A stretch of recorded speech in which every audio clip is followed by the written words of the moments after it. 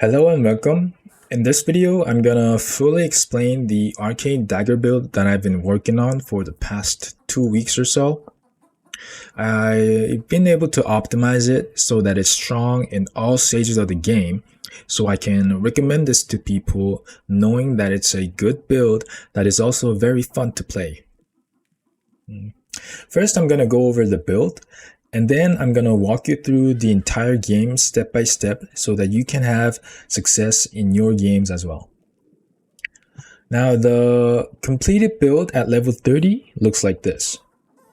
Because I'm playing as Mahir, I have 5 additional ability points, and the magic hybrid builds tend to be very perk hungry, so those 5 additional points come in very handy. But some skills are definitely much more important than others, and I'm gonna go over that in a bit. But for now, the core concept of this build is utilizing the additional damage buff to your strikes through on aether shields when you teleport, and seal of power, and multiply it by using multi-hit attacks like flurry of strikes or double lunge. Flurry of strikes can do up to 6 hits per turn, and double lunge does 3 hits per turn if you have dual wield training unlocked. And because of that synergy, you can level willpower, which increases the amount of additional arcane damage you get from each strike. As you can see, it scales with willpower, and still do more damage than a regular dual wield dagger build that increases perception, agility, strength, and just does the regular dual wield things. And I actually tested this on level 30 character on a dummy, and it did more damage. And I think part of the reason why it does so much damage is because in this version you can reliably apply confusion to enemies through Warcry, because the chance to land confusion scales with willpower, and that triggers the second effect of From the Shadows, which is 25% additional weapon damage and armor penetration. So that helps a lot to increase your damage output and reduce the number of turns it takes to kill an enemy. Also, magic damage is inherently stronger against armor compared to physical damage, because protection is only half efficient against magic and ranged damage. So when regular dual wield dagger struggles against heavily armored enemies, because it deals multiple attacks that gets affected by protection separately, but due to almost half of the damage being magic damage, it is much stronger against armor. So those two main factors contribute to this build dealing a lot of damage. And another upside of this build is the fact that you have so much movement abilities like dimensional shift or wormhole, and even battering ram in armored combat, which has additional range if you have light chest piece. So you're constantly moving around the battlefield and manipulating enemy formation and isolating targets so that you can deal with them one by one. So you are naturally less exposed to enemy attacks because you're not getting surrounded most of the time. Also, you have Aether Shield, which is a very strong defensive ability, basically for the entire duration of the battle. So if you take a look, it gives a bunch of control, move, and bleed resistance. It also gives minus 25% damage reduction at 30 willpower. And it also nullifies any range or magic projectiles coming at you, which is another very strong defensive effect of this skill. So those three, the insane damage output, the maneuverability, and Aether Shield basically are the main upside and the main reasons why this build is so strong. But it does have its downsides, which is the fact that you have to teleport yourself every 3 turns in order to keep the Aether Shield alive. So if you take a look, teleporting prolongs the effect's duration by 3 turns. And also, you want to be using any spell to keep Seal of Power active as well, but if you're keeping Aether Shield alive, this isn't just automatically kept alive as well. So the only thing you have to keep in mind is Aether Shield. So every 3 turns, you have to teleport yourself using either Dimensional Shift or Wormhole, and that is some too frequent to be considered something that you want to do anyways in a normal circumstance. So it is definitely a downside. But what normally happens is you precast Wormhole on yourself, then you Aether Shield, and then you Dimensional Shift. That gives you like 6 or 7 turns on Aether Shield. So for like 5 or 6 turns, you just proceed with the battle normally, and then once Aether Shield starts to run out, or once you've dealt with the initial group of enemies, you can then teleport again to reposition into another group of enemies, or reposition out and maybe renew your buffs and do things that you want to do other than teleporting. Also, another downside of this build is that because it takes magic stuff and levels of willpower, it is a bit weaker defensively compared to a regular build that takes things like Elusiveness, Adrenaline Rush, and also levels agility to get dodge chance, and strength to get maybe block power and block chance.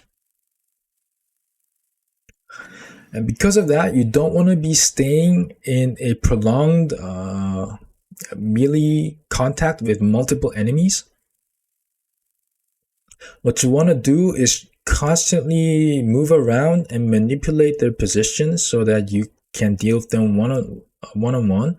And it's not incapable of fighting 1v2 or 1v3 or more even, but you don't want to be staying too long in those positions because it's just weaker defensively.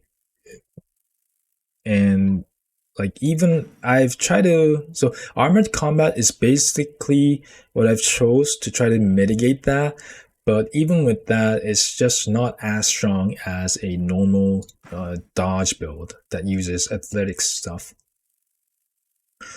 But the problem with athletics on this build is that all these active skills are useless for you because you already have a lot of mobility, and then sudden lunge and mighty kick are not useful for you because normally things just die. If you flurry and then double lunge, things usually die. So there's really no use for them, and you already have inherently very low cooldowns due to having 30 willpower. So yeah, that's that. And what next? Stat points. Let's go over the stat points. So, well, obviously you level willpower because that scales your damage and other crucial skills like Ether Shield. And then I chose to take 20 perception because everything that perception gives you is very useful in this build. Accuracy, it can certainly use against high dodge enemies. Armor penetration is honestly the weakest aspect of this stat, but it never hurts to have more. And then the bonus range is surprisingly useful because it extends the range of wormhole and dimensional shift. And as I said, you want to be teleporting every 3 turns. And having that extra range on these skills really improves the flexibility and usefulness of these skills that you use so often. Also, the crit chance is definitely really good. Like, this build has a lot of crit chance.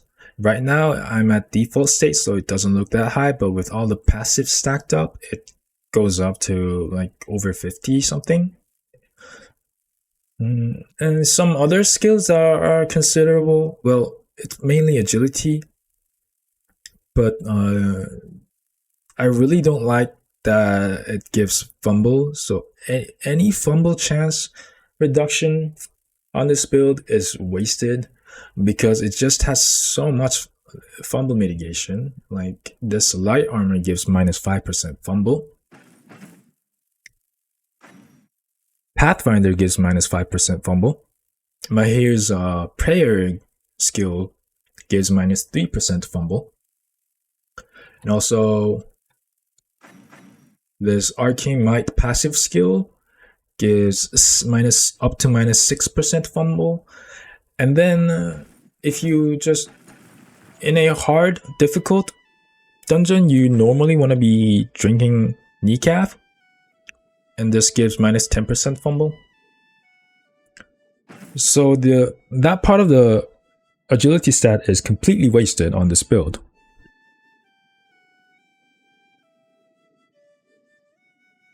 Counter chance is good, and I thought it would be good. I thought it would be better, but I realized that because the main routine of this build is to isolate enemies through wormhole and dimensional shift, that you don't get hit that often, and counter just doesn't activate if you don't get hit. So that's less valuable than I first thought. Dodge chance is always very good on any build that's trying to stack dodge, because the more you have, the more effective it gets. But I didn't feel like it was enough reason to take agility over perception.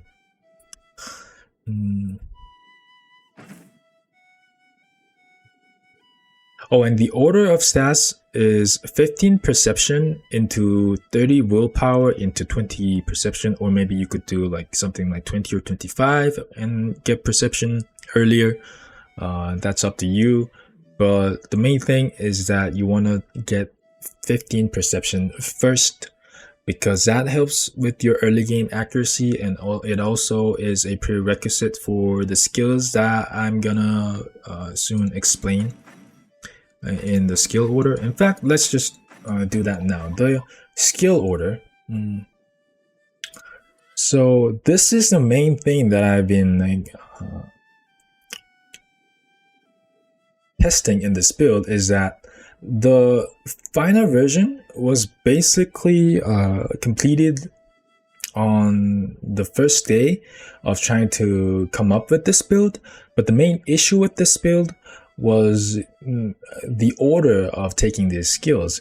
And what I first did was take all the good, like regular weapon and dagger stuff, and then at level 14 to 15, when you start, well, at least for me, when I first start doing tier 4 dungeons, I started to make the transition into the magic hybrid stuff.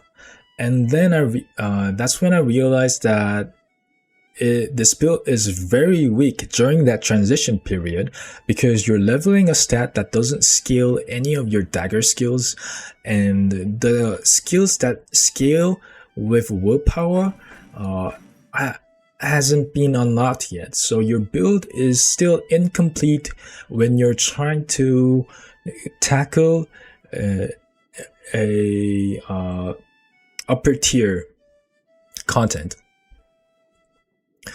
So I've tried multiple different variations, multiple different skill order of this build, and then the best I come up with is first you hold on. No, let's go through this step by step. Okay, so at level 1, you want to be taking double lunge and from the shadows. And in Osberg, you can ask the guard at the first floor of the town elder's house to get a dagger from him. And you one hand equip the dagger and use that to clear your first dungeon. And then in that first dungeon, you loot any one-handed weapon, equipped it, and you are now eligible to use Flurry of Strikes at level 2. At level 3, you want to be taking Quick Hands, because this reduces the cooldown of double lunge per every successful strike. So if you double lunge, open with double lunge, use Flurry of Strikes, and hit every 6 strikes, you can use double lunge again or the turn after that. And then at level 4, I usually take Pathfinder as soon as possible, since you're taking Perception to 15 first. This unlocks at level 4, and I usually just take it. Some people, I've seen some people saying that if you know how to play accordingly without Pathfinder, it's not really necessary. But I think it has tangible benefits that's not just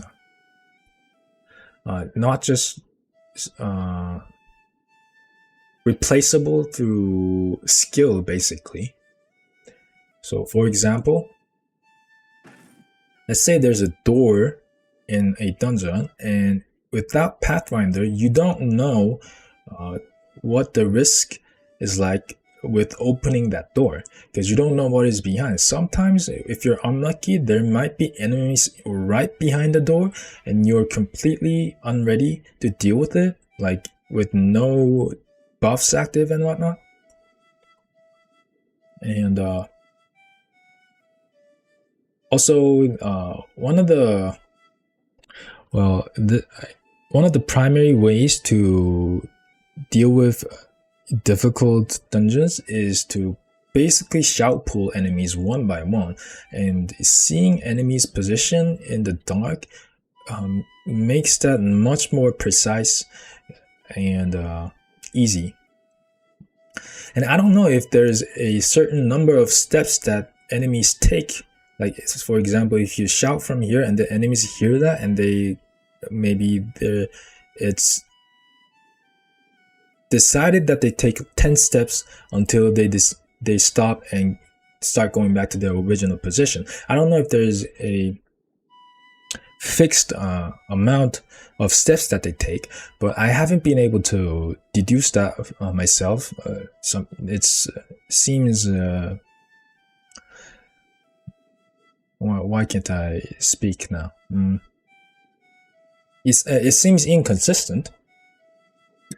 And not just that, Pathfinder gives actual benefits as well. Like, it gives what is basically 5% accuracy. It gives -5% fumble chance, and in the early game, one of the most priority things to do is to fix your accuracy and fumble. So yeah, at level 4, I like to take Pathfinder. And then at level 5, you are usually done with Osbrook. You go to Brynn, get the... Well, I'm gonna explain this in detail later on, but basically at level 5, you are at Manticore, is what I'm trying to say.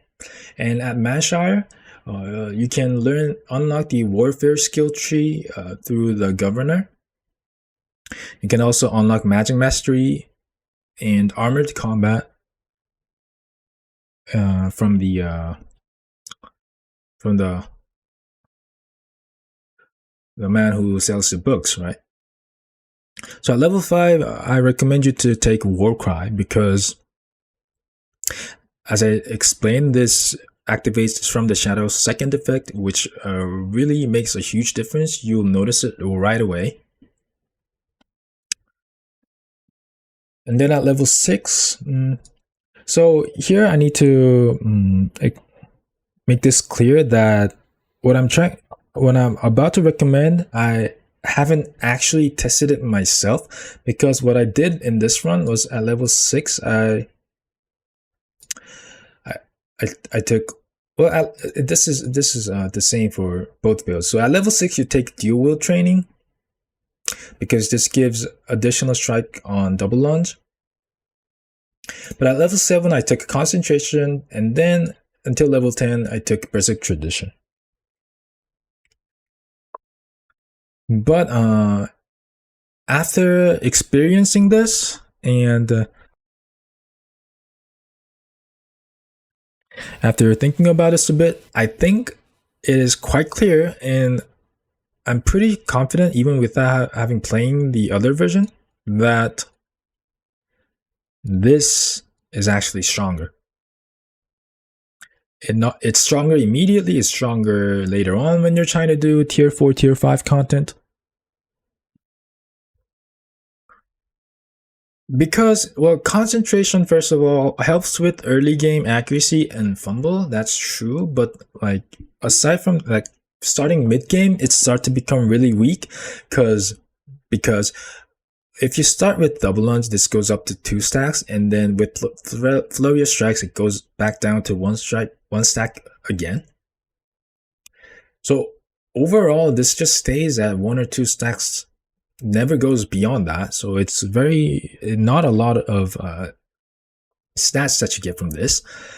And once you get Arcane Might, which gives fumble and accuracy itself, and once you get this setup that also gives accuracy, you also get offensive tactic if you take warfare instead.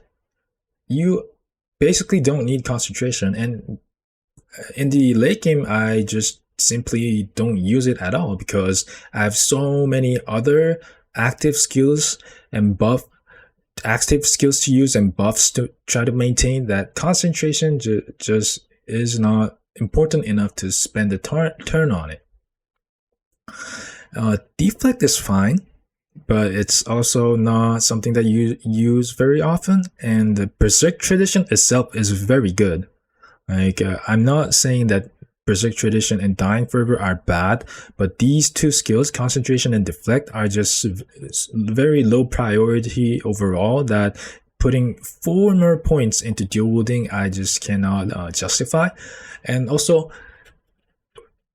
the main thing about Berserk Tradition is that it's better the difficult the dungeon is and the stronger your enemy is.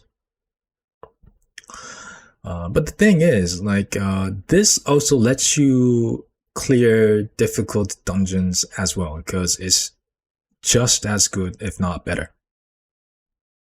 So what's so good about this is that, first of all, you can use offensive tactic before using any of your buff skills to reduce the cooldown of those skills. That's the main aspect of this, in my opinion, is if you do that.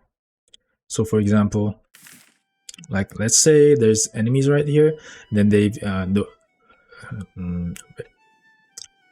turned hostile and start coming towards you. What you do is you use offensive tactic, and then after that, everything you use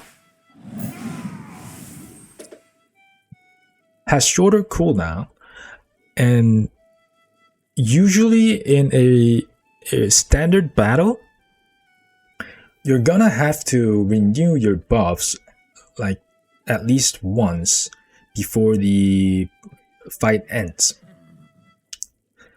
In the very early game, fights are shorter, so you won't need it. But starting mid game, you usually need them again.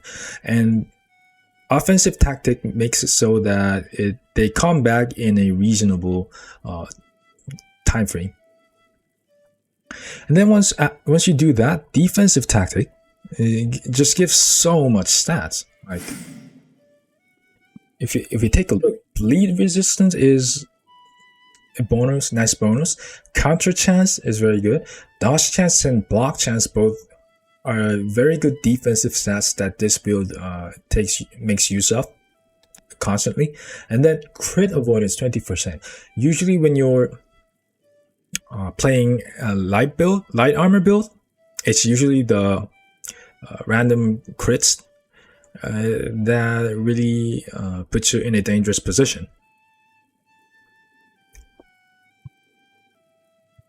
And also, so basically, instead of this, that's level 10, right? That's also level 10. At level 11, you take tactical advantage and receive bonus ability point from my hero's passive. So this is what I'm advocating.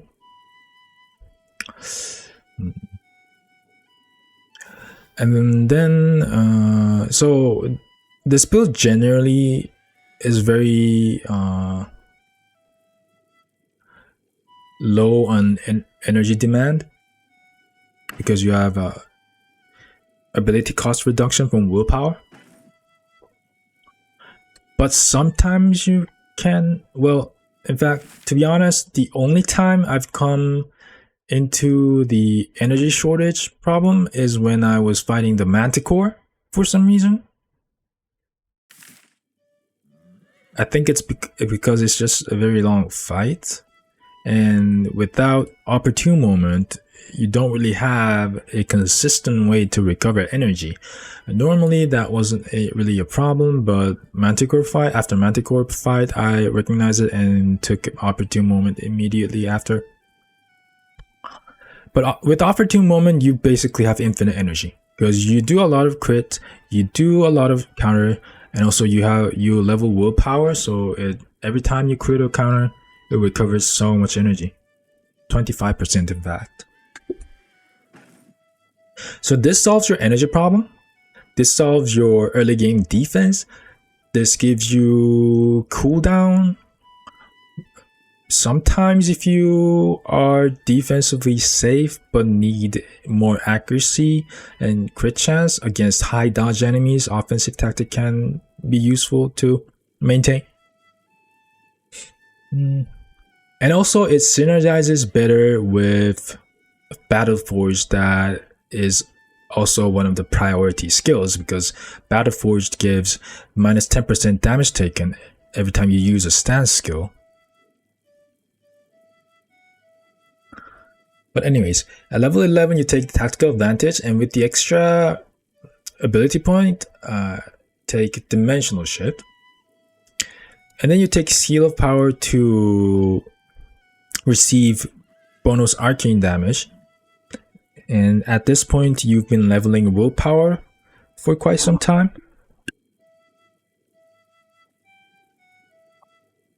So you need that damage bonus to deal with the higher tier enemies, tier 3, tier 4. And then you take Arcane by Aether Shield and Wormhole. And you are level 15 at this point.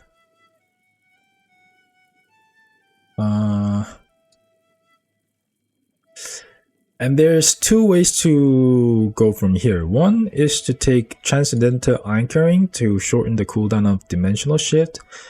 And since with taking Time Echo immediately gives you back an ability point, you take Time Echo and then go into Brace for Impact and Battleforged. That the core part of the build completed at level 18. Well, actually, the real core is this, and it's completed at level 15. I thought it was 14. Why did I think it's 14? Seems to be 15. Yeah, I don't have anything randomly selected here.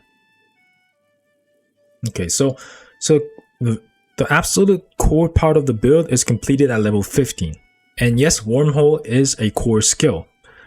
Well, let's just go over this now before explaining further. But so have you seen, as you have seen a moment ago, the main skill rotation is offensive tactic for the cooldown, and then seal of power and preemptively use Wormhole on yourself.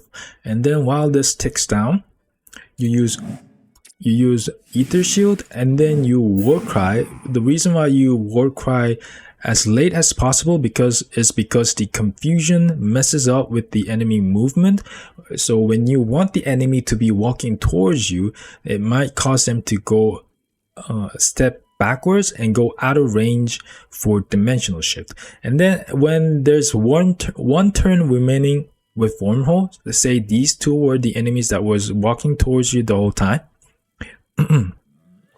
you dimensional shift the one that you want to deal with first. So for example, if you want to deal with this first, you dimensional shift him. So now you teleport to here, and he is teleported to your position, and then you immediately go back and bounce back to a random adjacent tile, and the enemy doesn't do anything in the meantime. So you can immediately then Flurry of Strikes with full Seal of Power and Ether Shield damage buff. And if you think the enemy will survive for another turn and the attack from it is dangerous, for example, if it's a Axe Fiend, so you don't want to take any chance of letting it hit you, then you can first switch to defensive tactic, which is gonna have longer duration, because now you'll be basically every enemy that you'll be fighting in this fight will be within your vision. And then you Flurry of Strikes, and then if it's not dead, next turn double lunge, and it's like 99% of the time everything dies to that. And by the time you do that, this enemy will walk up to you, and then you can deal with that. Or if with confusion, if it just steps back, you can maybe use battering ram into it, although it's not unlocked here yet. But anyways, because of that trick to isolate the enemies, Wormhole is a core part of the build, and also it extends the duration of Ether Shields. So at level 15, you get this, and I really wanted this to be completed at level 14, because that's usually when I do my first tier 4 dungeon at Dembry. The Dembry proselyte contract is tier 4.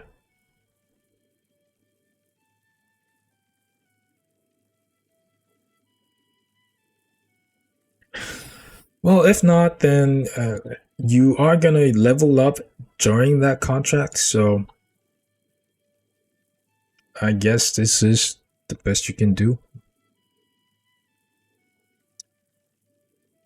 If you're not a Pathfinder enjoyer like me, then maybe you can skip this, and that'll give you faster core skills. But anyways, this is the core part of the skills unlocked, and as I've said, there's two ways to do this. I did the Arcanistics first, and then went into Battleforged, and at level 18, you are completely capable of clearing any tier 5 dungeon with this.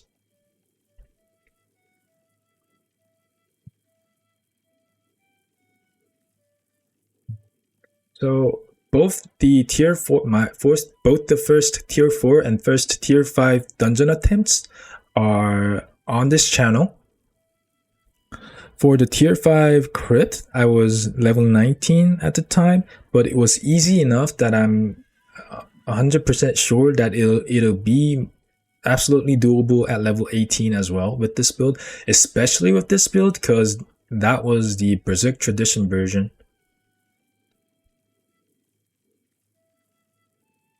And then afterwards, I went Unyielding Defense because at that time I was still at... Oh, and I almost forgot, but... So this at level 15 allows you to clear tier 4 dungeons with tier 3 gears. So the item progression for this build is...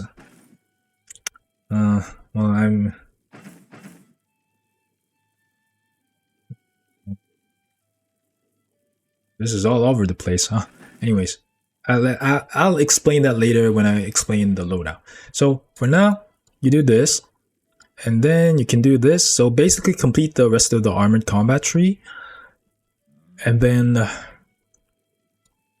So Body and Spirit is a really strong passive skill for this build because you're constantly using spells.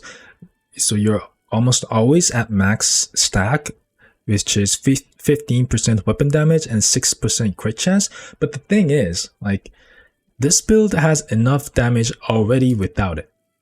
That's why I went into armored combat first, because survivability was an more urgent issue at the time. And then after this,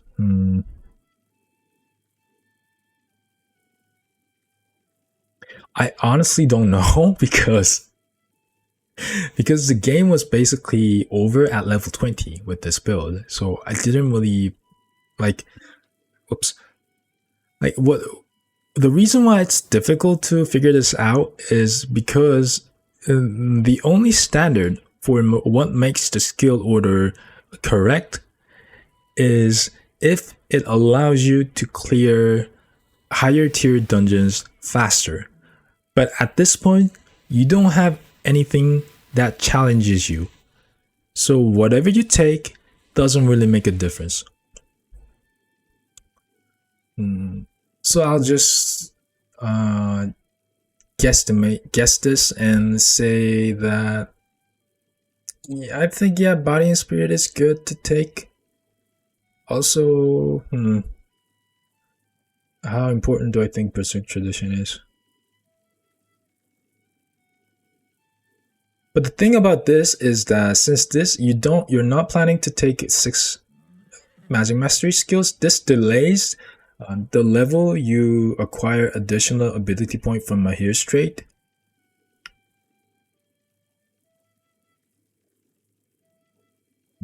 And also, like, taking Deadly Trick really feels bad. Like, these 2 passive skills are really good, but taking this is basically wasting a level. But as I said, it doesn't really matter, but still. And also, this build is already like overloaded in terms of active skills that you have to use. So you want to be taking passive skills that strengthen the core skill rotation that you already have in place. And for that purpose, I think, yeah, Body and Spirit just makes sense. Just take Body and Spirit. That's what I did as well. And then I say, it's really hard to tell. I think you wanna get Dance Macabre because it gives dodge chance, and as I said, survivability is slightly lacking in this build compared to regular variation. And sure, counter chance, why not? Actually, no. Let's get these first, because if we take a look, so my main loadout is this. I have 2 set of daggers because there's the quick hands effect is if you switch to a loadout that has dagger, you get additional counter chance and crit chance. Like you almost never, in fact, I've never utilized this in my game, but it is a thing that you can do. And theoretically speaking, if you can like normally use parrying dagger, because as I said, the build lacks defensive capability, and with parrying dagger it really makes up for it. Like you can, it's very much noticeable. Like you might think this is not much, but combined these are 26% block chance and 22 more block power. And by the way hands efficiency works is currently I have 80% and 50% hands efficiency, but these only apply to weapon stats that are things like damage, accuracy, basically offensive things. But things like block chance and block power aren't considered weapon chance. They are considered armor stat, if I'm correct. And also things like skill energy cost is also not a weapon stat. So basically what I'm saying is that these don't get affected by hands efficiency, and you fully benefit from these stats. And if I show you, like for example, this dagger has plus 3% block chance enchantment, right? So if hands efficiency affects these stats, if I switch them, since offhand has lower efficiency, the block chance should be different. But currently with I'm at 57% block chance. So let's wait until the buffs run out so that there's no the variable. So 42% block chance. Now if I take this off, it goes down to 26%. But so basically if I switch position, it's still 42%. So there's no difference, right? That's because hands efficiency doesn't affect block chance, which makes the block chance 3% enchantment pretty good too. Because on your main hand you get additional damage, and on your offhand where the damage is less efficient, you just get block chance that doesn't get affected by efficiency.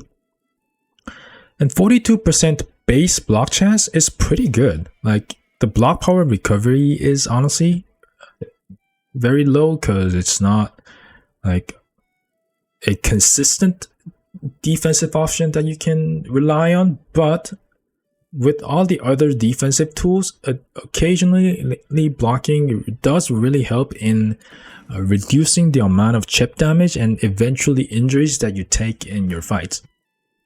So I think for this build, generally in all tiers and levels, you want to prioritize daggers that give block power and block chance, although in the earlier levels you don't really get to choose.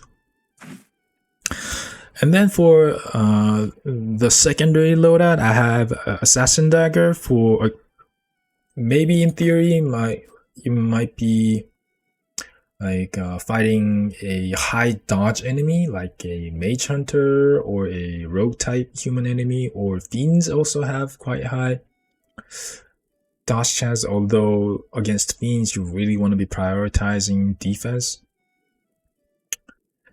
So against any low risk high dodge enemies, you can maybe switch to Assassin Dagger. Anyway, whatever. This is not that important. You rarely do that. And why did I even start explaining that?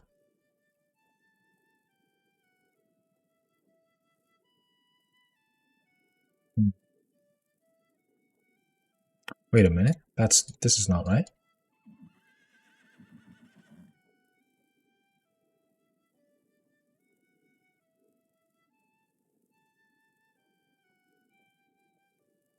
Yeah, so with Mahir's trait, you get 3. So basically, you get this at level 22.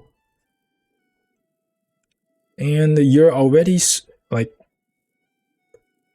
completely over the curve at that point. So, okay, whatever. Like, just take anything that you would like. So basically to complete, oh, right. So Again, this tool doesn't let me pick more than 31 skills, right? But again, this is the end goal.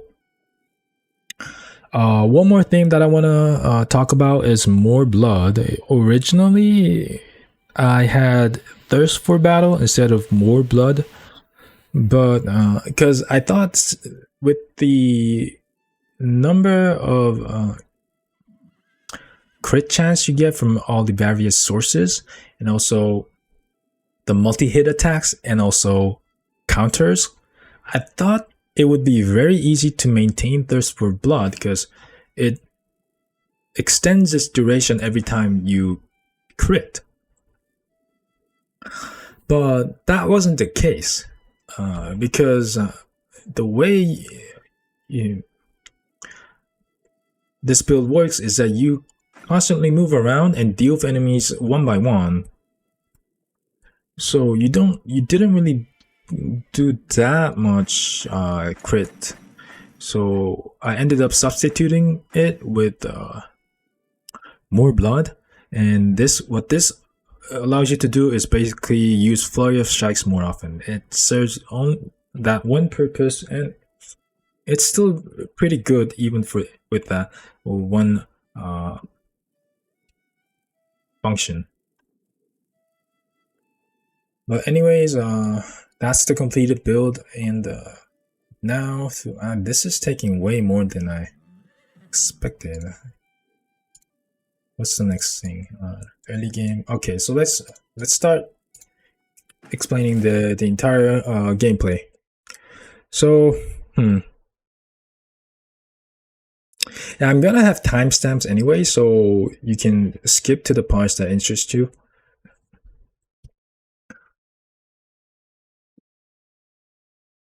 So at early game, at level 1, as I said, have I said this before? I can't even remember. Oh my. Anyways,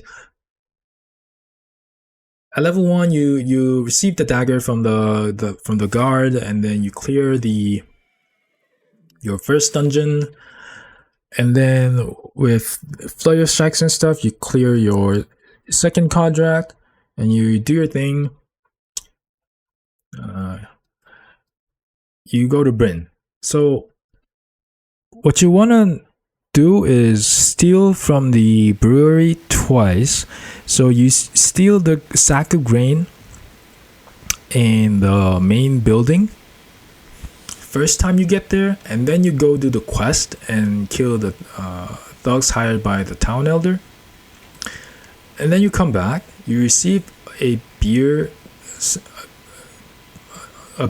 reward. You go back to Osbrook, sell that to the tavern, and then you get all you stock everything that you don't need immediately in the mill house and the tavern here, and then you bring everything that you need at Manshire. You go back to brewery where Brynn will be waiting for you with a wagon, and then the sack of grain will have respawned by then, so you take that as well. So with 2 sacks of grain, you go to Brynn, and then you hide it. What I do normally is I go to this position of the tile and then put everything stolen on the ground there, and then go do the Brynn quest and come back immediately before the grains disappear, and then store them in the caravan storage. And then what I do is go over the entire city and steal everything. So at night, when the pawn shop employees and the owner go upstairs to bed, you can steal everything valuable on the first floor. You do the same in the jewelry shop, and for the elf shop, you have to go there at day when everyone's at the first floor, and then you go up to the second floor and take everything there. And also at night, the grocery store is also very has some good stuff that you can take. And then the guild quarters are generally very lucrative. Not sure if that's the right words to say, but and then if you really wanna like take everything, you can steal the taverns. But that basically gives you a lot of early game resources that you can use to buy equipment and stuff. And then after that, you go to Manshire and basically do the quests. And one important thing to note is that of the 3 contracts you do, you want to report 1 to the town elder. And then, oh, and also in Osbrook, report everything to the Brynn representative, Brynn official in the mill at daytime, and at nighttime he's at this woodsman inn, but I find it more convenient to just sleep until he's at mill and then report to him. And in Osbrook, at night he's at winery, so usually I go there by night. And also winery has a bed that you can sleep at, so it's much more convenient to wait for him than if you go to Orchard. So you report 2 contracts to him to farm Brynn rep basically, but you have to report 1 of them to the town elder.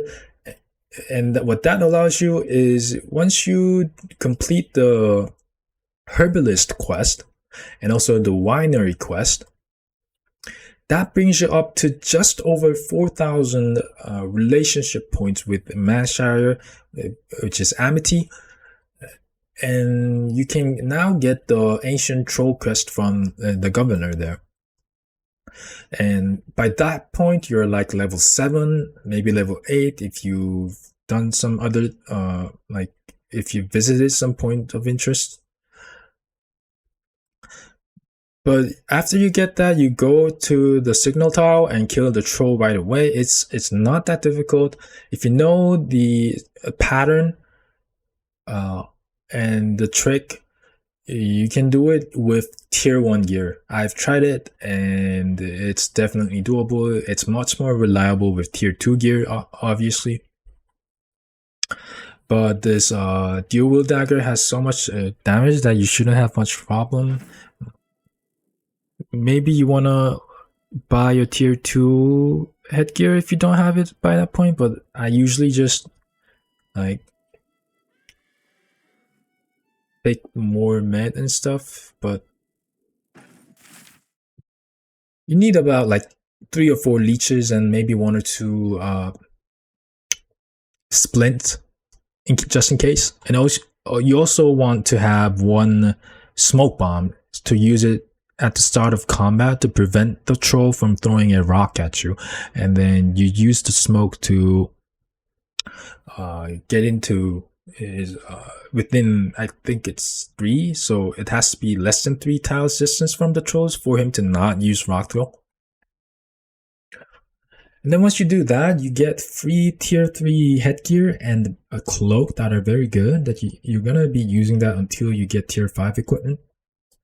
You also get 4,000 gold as reward, and also that the quest, completing the quest, gives you 1,000 reputation and immediately bumps up to respect at Manshire, and that unlocks tier 3 gear here, and you can use the money to buy tier 3 medium armor there.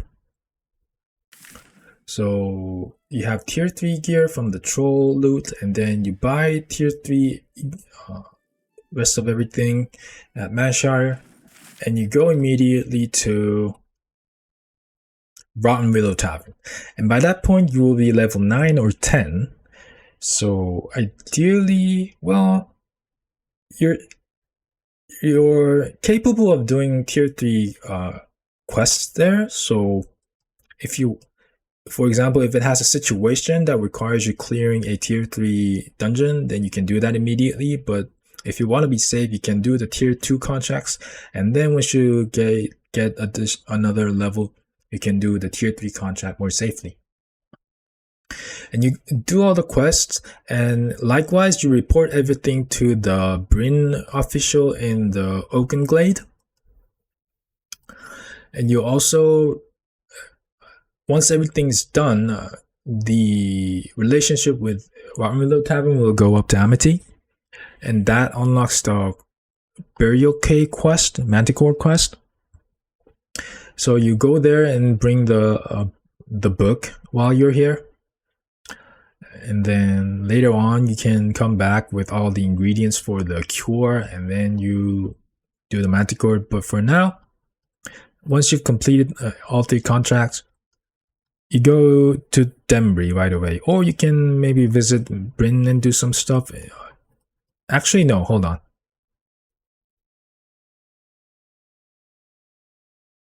I think what I normally do is go to Manshire, and then since Manshire has the best trade favorability due to the high reputation, if the price is good, I sell everything that I got in Warmilo Tavern there, right? And then I also buy some wine and so commodities. I maybe go to Brynn and then sell them, or no. After Manshire, I go to Dembry right away. And then at Dembry, you clear two tier 3 contracts. It's easy at this point because you've leveled up through Warmilo Tavern quests. And then once you report both contracts to the Brynn official at this bridge, it does that bring you to respect? No, that brings, so you get Brynn Amity, which unlocks tier 4 equipment, but it gives you a chance to spawn tier 5 equipment at the pawn shop and the black market here. So you do that, and then you come back to Brynn, you sell everything you've earned until that point, and then if you see a tier 5 gear that you want, you can buy them. If you don't, and then it doesn't really matter, because as I said, so at that point you'll be level 14 or 15, and hold on.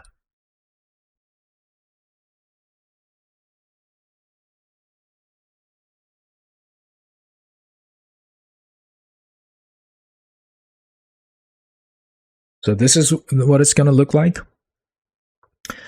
And ideally you want to have wormhole as well, but let's say you're 15. Okay, that's good. So at 15, with all tier 3 gears, you can still clear the tier 4 dungeon, this catacomb, without a problem. You still might have to use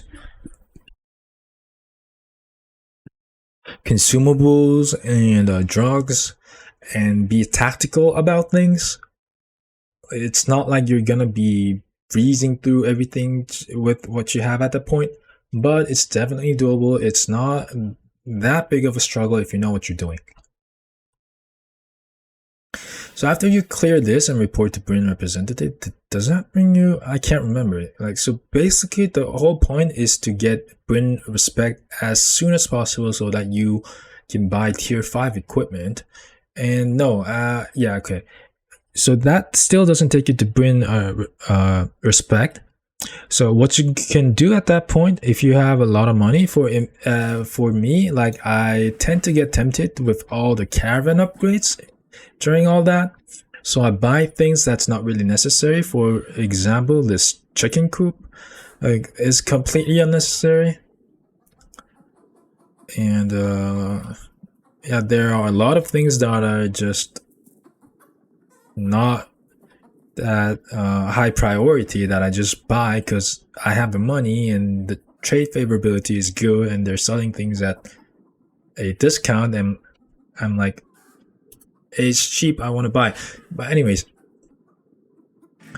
so if you really min-max things, what you can do is get the what's the trade preferences, this, and then with the commodities that you bought from Dembry and Manshire, you can use that to bump up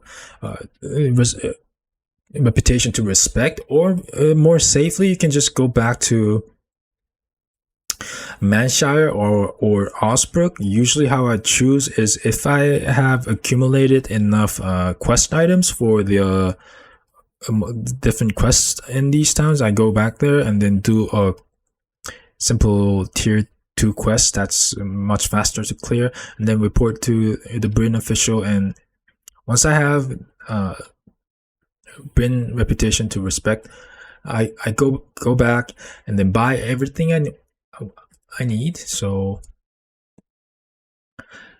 with full tier 5 loadout, by then you'll have leveled up to 18, right? And so at level 18 with full tier 5 loadout, you are completely capable of clearing any tier 5 dungeon. In my case, the catacomb was here and crypt was here, and because it was near Brynn, this is the first dungeon I did, and also the human dungeon. And that's basically the end of the game. And there's one more unofficial late game or end game content, which is the Brynn Vanguards at the northeast quadrant of the city.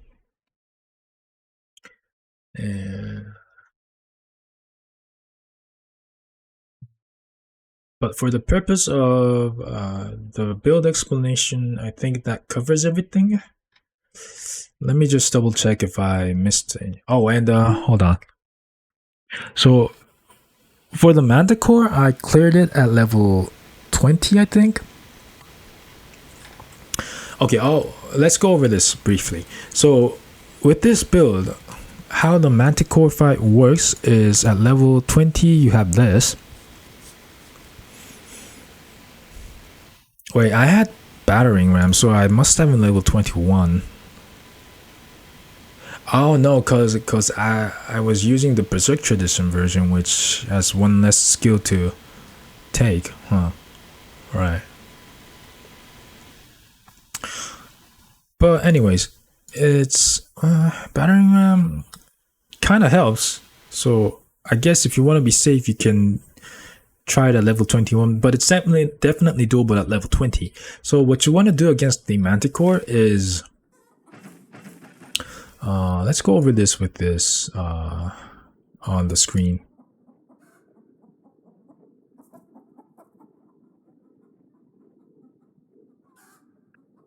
So manticore doesn't attack you when this skill, Vengeance of the Dead, is usable, when it's not on cooldown. But when it uses it summons this spike thing on the tile that you're standing on, so it forces you to move away or get hit or tank the hit. So for example, if you have a skill like keeping distance, you can attack the manticore while moving out, but this build doesn't have any of it. So usually one of the ways to do it was using battering ram, which is why I mentioned it. But you cannot just decide to tank it if you feel like the damage would be worth it, and you can preemptively like close the distance so that no, that doesn't. How did I do it? Hold on, let me think for a bit.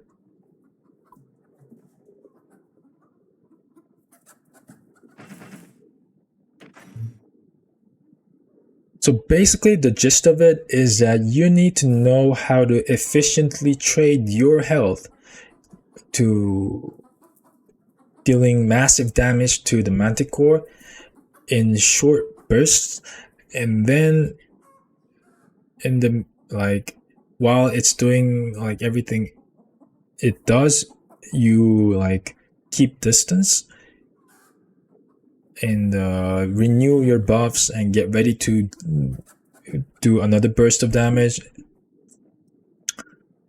And also I had Abasa, which gives crit chance and damage bonus. So I try to end the fight within that 360 turns of the duration of the drug.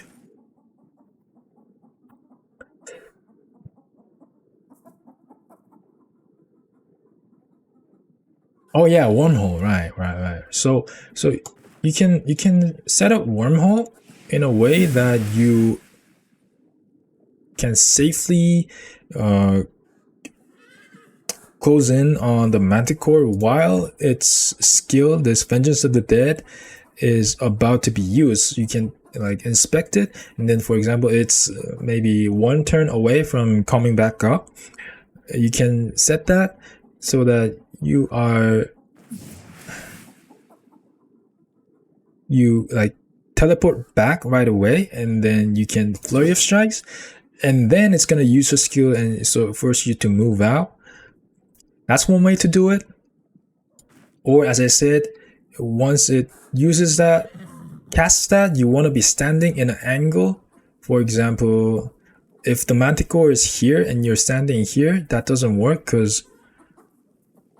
Oh, hold on, wait, I'm confusing this. So what's the beam thing? Yeah, the primer aether, so the beam. Right, so it doesn't have to be this. Like, for example, if Vengeance of the Dead is about to come back up, but it decides to use primer aether, or it's about to use it, you can tell it by inspecting. You want to be standing in an angle that allows you to dodge the beam while using battering ram. So for example, what would be the angle that works? So this doesn't, let's say Daryl is manticore. If I'm standing here, it uses the beam. Ram doesn't take me out of the trajectory of the beam. But if I stand diagonally like this, sometimes what happens is like the beam trajectory is like this, and then like that. So beam, let's say if I use ram, I go to this tile and still do damage, and then Vengeance of the Dead is back up, so it's guaranteed that the manticore doesn't attack me even next turn. So next turn, with the damage buff from battering ram, I can safely use flare strikes. That's another way to do it aside from the wormhole trick. And otherwise, sometimes what you gotta do is by that point if you have rot bloom, or if you see a rot bloom, if anyone's selling it, I don't know if anyone actually sells it, but the Brynn magic shop sometimes has it. So if you haven't found one yet, you can buy that there. So use rot bloom and smoke bomb, and when you know that the manticore has skills on cooldown and is about to be tied up in melee, use smoke bomb preemptively. And you also want to time so that every buff skill is on at that point, and then you basically trade blows, and you're gonna take some damage, but you need to be able to take it down to 20% HP before the Abasa runs out. Otherwise it's gonna get much more difficult because the aftermath is gonna kick in and you will have less damage. Yeah, so that's how you kill the manticore with this build. What else? Loadout, character selection, okay. So in terms of loadout, maybe I should have explained this like in the beginning. So as I mentioned, you want to be prioritizing the block daggers. Also, I currently have unique for my chest piece, but before that I was using this Mage Hunter Gamison, and I think this is just an excellent armor overall. Because, so let's take a look.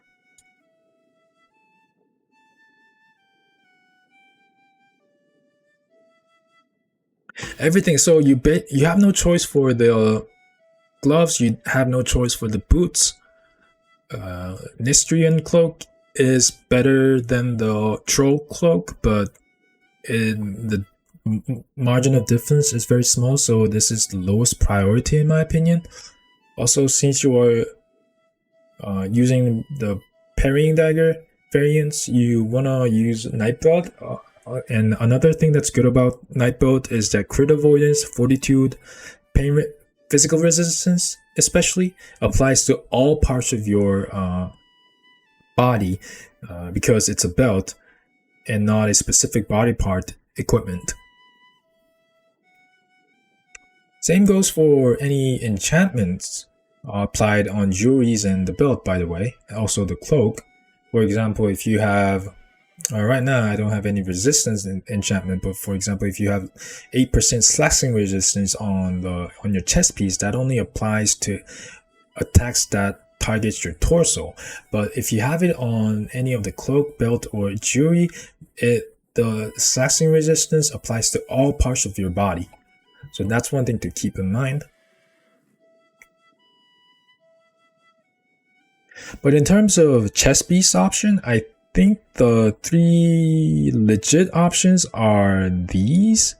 The more offensive oriented ones are, in my opinion, too unreliable for this build because, again, this is a build that relies on maneuverability and manipulating enemy positions for defense rather than straight up tanking lots of hits. But I guess that could be a logic to support the use of these if you think in a different way, but I just think that these are much more reliable. Because, like, for example, let's take a look. So the main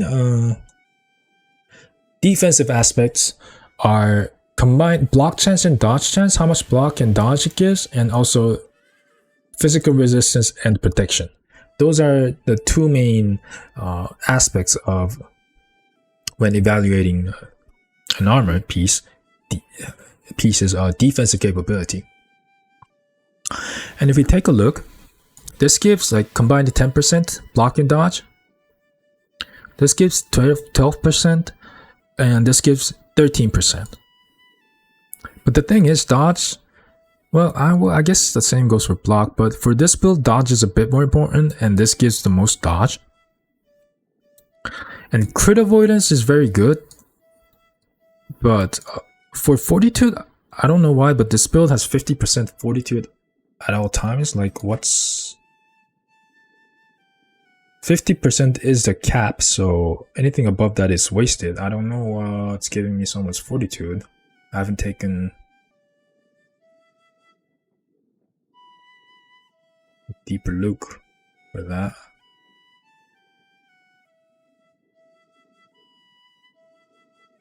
Oh, I have optimism on, that's why. Never mind. Anyways. And in terms of protection, this has the least, but 8 is still much better than these armors. And physical resistance 18%, 12%, 14%. It also has the least physical resistance, huh?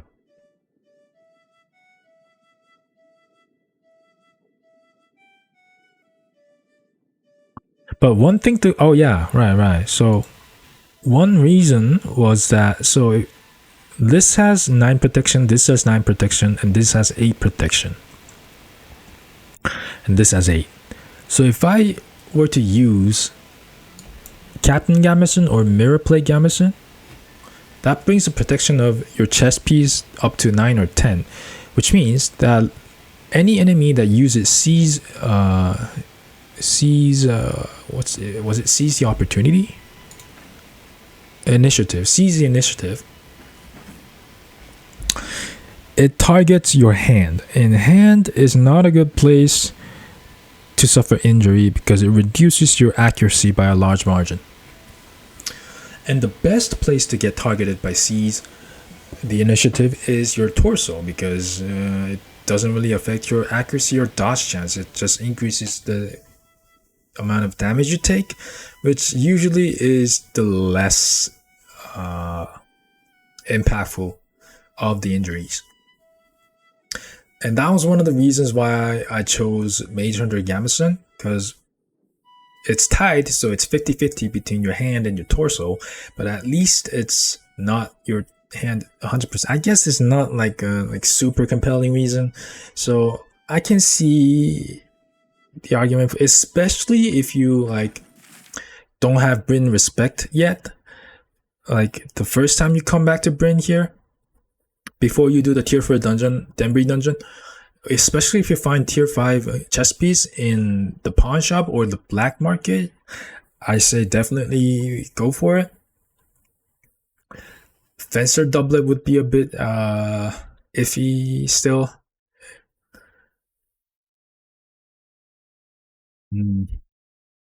Yeah, but anything else, if you find one earlier, take that. And what else? Oh, and so for head gear, you have two options. One is this Nightcoif, and the other is the bear cow that is sometimes sold by the dwarf merchant. But the bear cow has like 4 protection, and a lot of it is just offensive stats that this build doesn't really need. Or, I mean, it would be helpful, but it's less important for armor stats goes.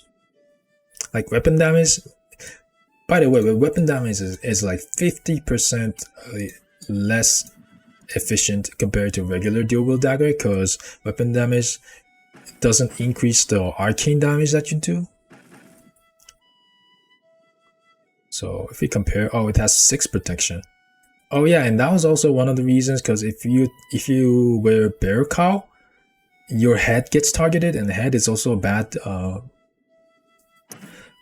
part of your body to get targeted, because it has really bad injury, and it also affects your max HP the most alongside torso. But defensively, this is just much weaker than Nightcoif. Like this gives 6% dodge, this 4%. And crit chances are good, I guess. Cooldown duration minus 3%, that won't make much difference. Physical resistance is lower. Yeah, so I went with Nightcoif. The only issue I have with this is that it makes your character look like a lizard. Like it's honestly like it might be too strong of a word, but it's demoralizing. Like during combat, you just look at your character and then think that, man, that's ugly. Look at that. His magnificent beard is covered by lizard scale. Anyways, and in terms of belt, there's also options. In fact, I have one here because I thought I might decide to use it. Aristocrat belt gives you dodge chance and block power recovery, and some counter chance. This gives you block chance, block power, and crit avoidance. Overall, I think Night Belt is a better choice, especially if you're trying to utilize some block stuff through parrying dagger. And the weapon I've covered. For accessory, Hermit Ring is a no-brainer if you get it, but if not, then I think this accuracy and cooldown ring is the best option, because as I said, fumble is not an issue with this build, so that is not an option. Hold on, I think I have some here. Yeah, so fumble is wasted. Max health is good, in fact. Hold on. Max health 6. That's not bad at all. But But you can definitely use more accuracy. Like if we take a look, it's whoops. So with double setup stacks, it goes up to 110. No, yeah, 110. But high dodge enemies have 20-30% dodge, so you can definitely miss sometimes. And hold on. Arcane might gives 6% accuracy, so that's 116 with. So you want to have defensive tactic on most of the time. So I don't really consider offensive tactic a consistent enough addition to when evaluating accuracy and fumble. Is there anything I'm missing? I don't use concentration. Yeah, I think that's about it. So yeah, in my opinion, accuracy ring is okay, but I can see the argument for the fumble ring for the max health, because this build takes damage. It's just trying to mitigate it through the armored combat protection bonus and dodging, reducing the 50% damage by 50%. And the rest aren't really a legit option, so yeah, that pretty much covers it. I think for the amulet, it's also the same.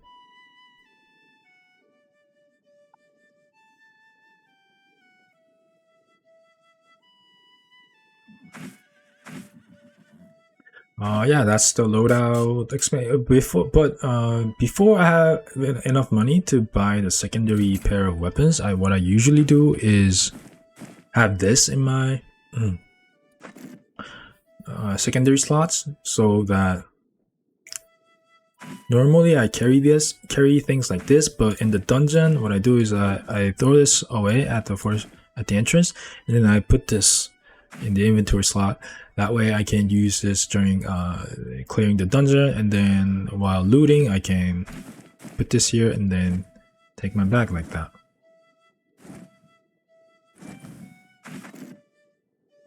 So character selection, right?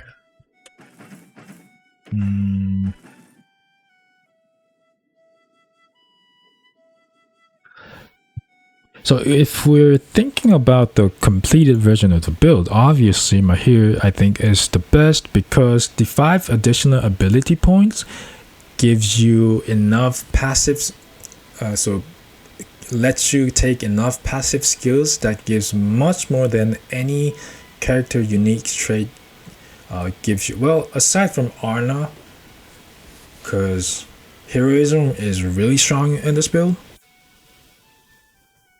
and you don't really get it reliably if you're not Arna. So I can see the argument for Arna. I don't really think Leo is that good here, because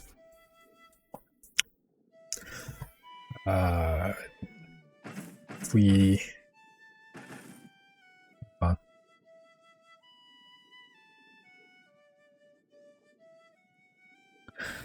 so magic power does increases the arcane damage that you get from Aether Shield, but it doesn't increases Seal of Power arcane damage for some reason. So magic power is not that valuable on this build. And likewise, weapon damage is not that valuable, because half your damage, or like 1/3 of your damage, is magic. That doesn't get affected by weapon damage. But I guess Leo gets both. But again, damage is not something that this build struggles with.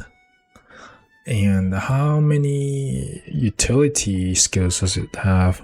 1, 2, 3, 4, 10. Is dual wielding utility? It is, okay. So you get full 30 HP and 30 energy, but the thing is, 30 energy is completely wasted on this build, because you have infinite energy anyways, and you have so much energy cost reduction that going through your first skill cycle is not a problem at all. In fact, let me show you here.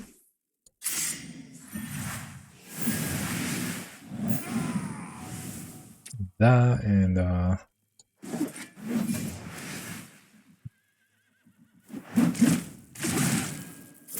see that you almost never go below 50%. So peak performance would be good here, but unfortunately the rest of the athletics tree is not that good here, except for elusiveness.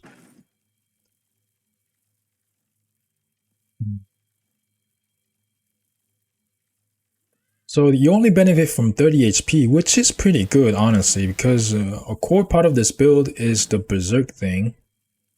Well, it's not a core part, but it's one of the...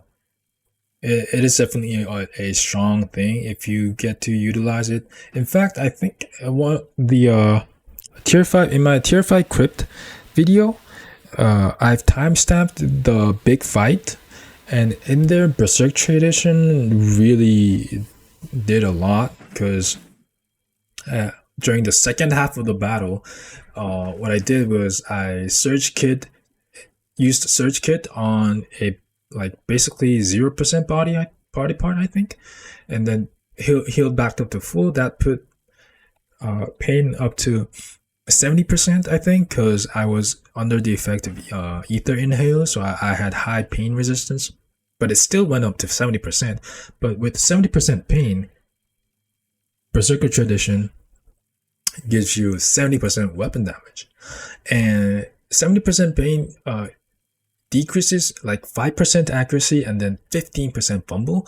But I was on kneecap that even with minus 15% fumble, I had 1% fumble total, so it wasn't an issue at all, the pain. So it was just free 70% weapon damage, and also some a lot of crit chance in the early game. But this build doesn't take, this variation doesn't take it early, so I guess that's not really a thing. Oh, and each injury gives you 10% dodge chance as well, which is crucial for surviving the emergency moments.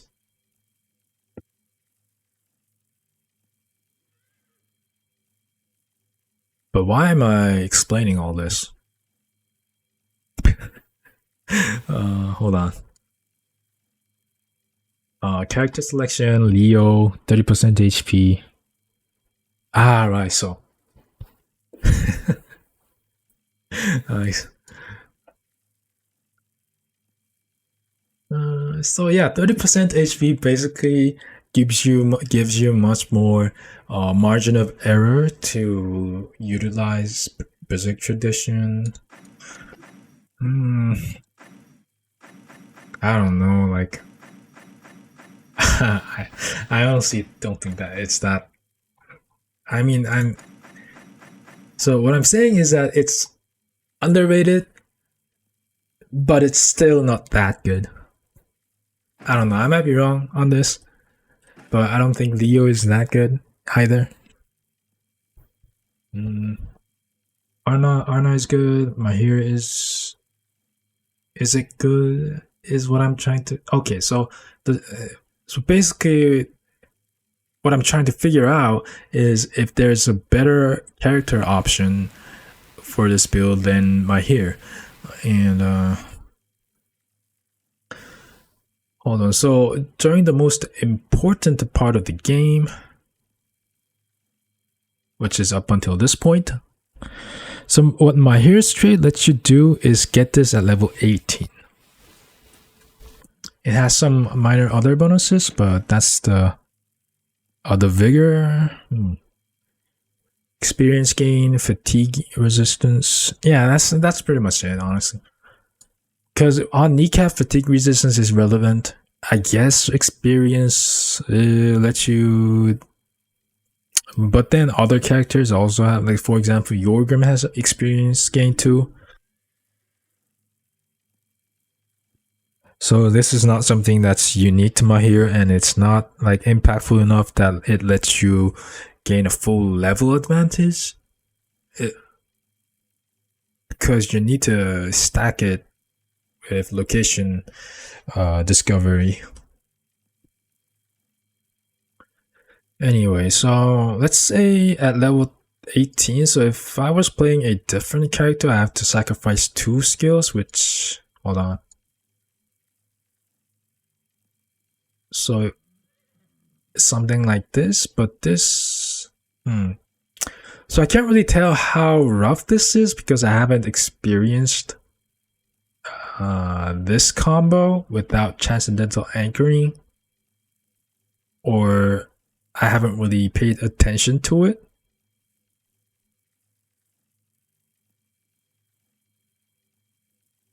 But honestly, time echo is completely skippable. Yeah, okay.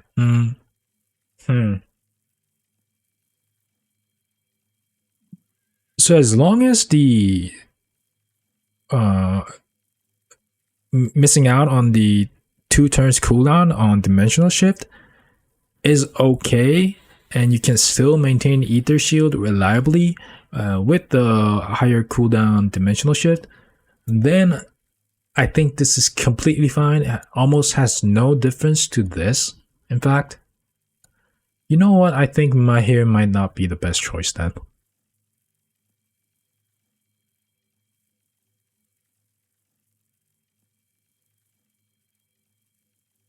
Because as I said, after like at this like once you get to this point, the game is over.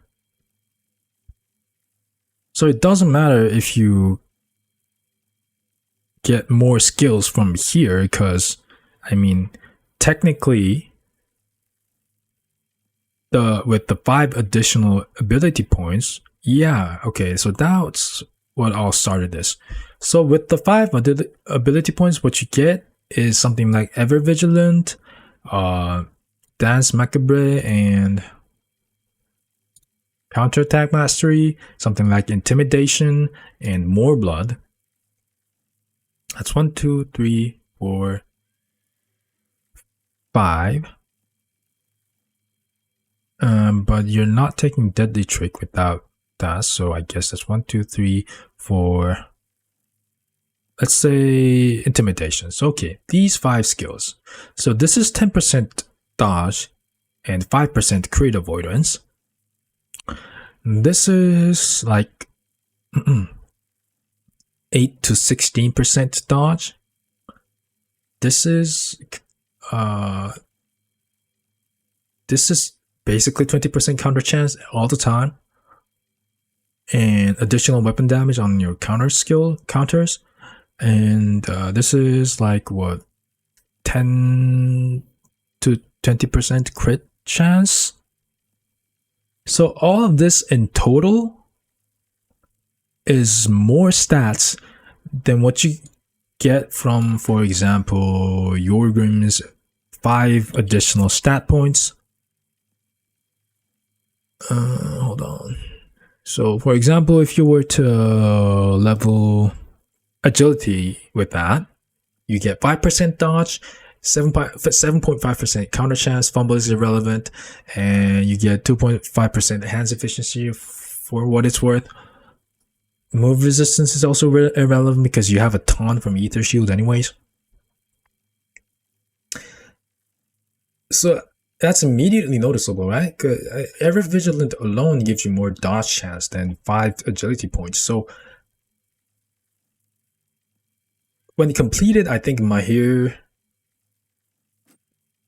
can be the best, if not second best to Arna, because heroism is broken on this build.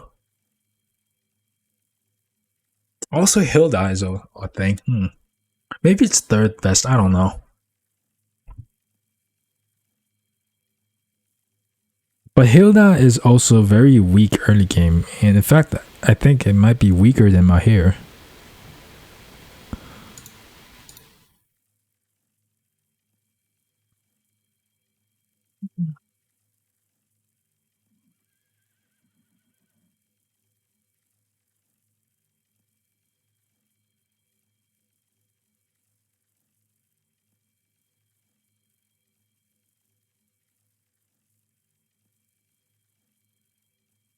I'm starting to think that either Arna or Velmir is the best fit for this build. Arna, basically heroism, that's it. That's the main argument. And heroism is that good. It's completely broken on this build. And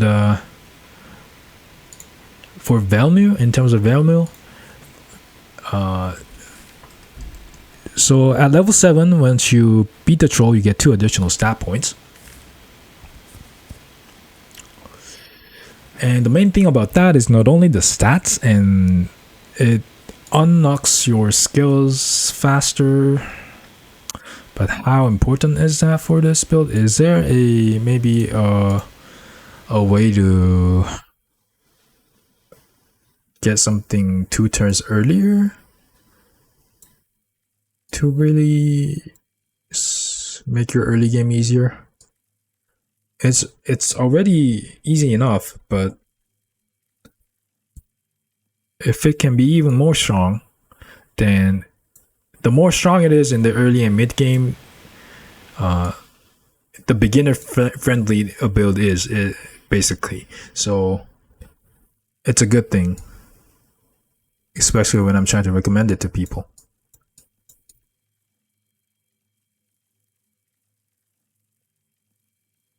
I think main thing is defense after 15 perception. It's willpower, so I need 4 more with the 2 additional. So hold on. 4 into level 5 perception 15, and then 6, 7, 8, 9. That's 4 stats into will, and then the 2 from the Velmis trait after killing troll is unlocks defensive tactic at level 9. That's 1 turn earlier.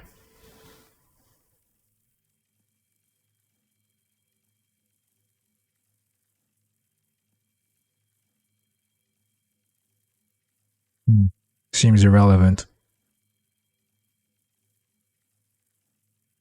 Actually, no. I don't know.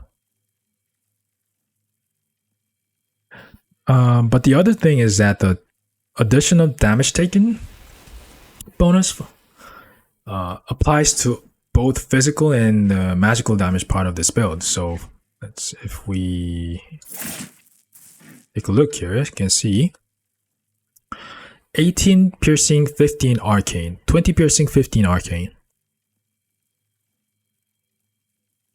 With double lunge, it's much more physical damage because double lunge scales with perception.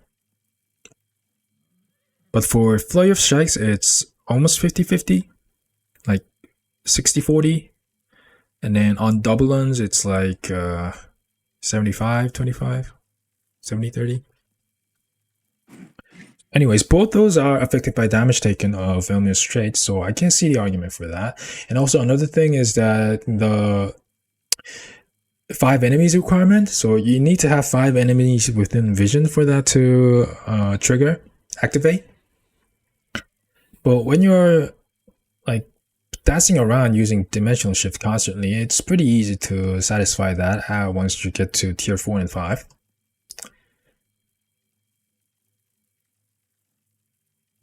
And it's the same argument as Berserk Tradition. It's better the more difficult the fight is.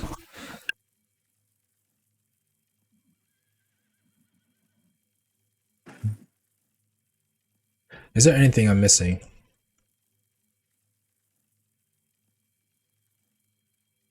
I should have thought this through before recording the video. So I apologize for that.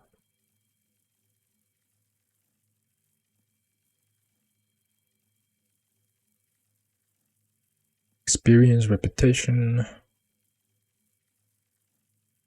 Actually, that 10% reputation might make it easier to reach Brynn respect. So it saves you from having to do some additional quests in Manshire or Osbrook. So that's a bit of a convenient, like, quality of life thing.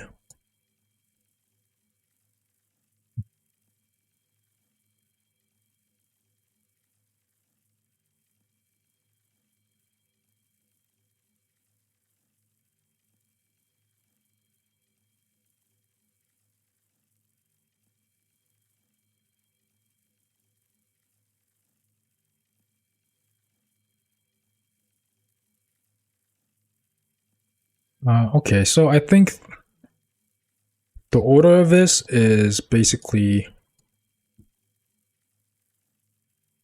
Arna, and then Velmir, or Mahir. Wait, that's...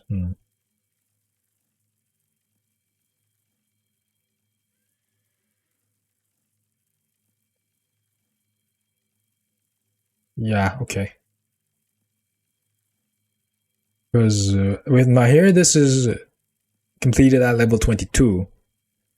But with any other character, it needs 3 additional levels. And that is quite a lot.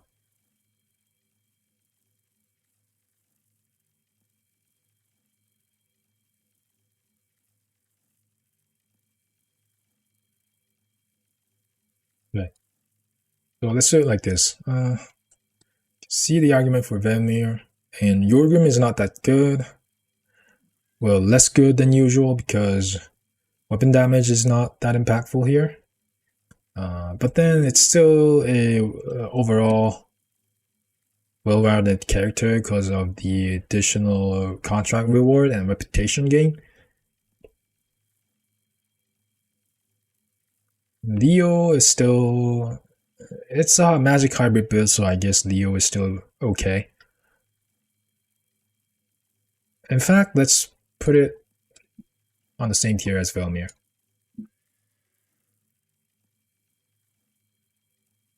Hilda. Hilda late game. Hilda has the...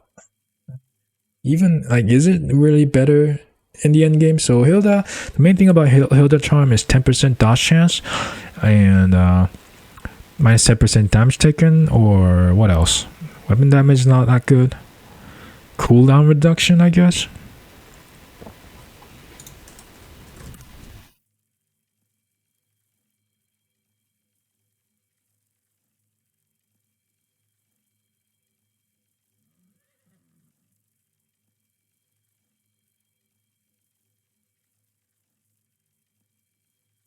Dodge chance. Oh, life drain, huh? Yeah, life drain is huge. Okay, so for hold on, let's do this again. So for tempo, Arna, Velmir, Mahir, Yorgrim, and Leo maybe, and Hilda. Derwin is not a character, and for peak, I can see Arna and Hilda being at the same level. Mahir is also really good. Maybe it's even still on the same level because you get a lot of passive effects. Yeah, okay, it's those three. And I guess Velmir and Leo. Hold on, maybe even Velmir too. Nah, it can't be as good as the life drain or heroism or Velmir and Leo maybe. Yeah, Leo, okay. And then Yorgrim. So for tempo,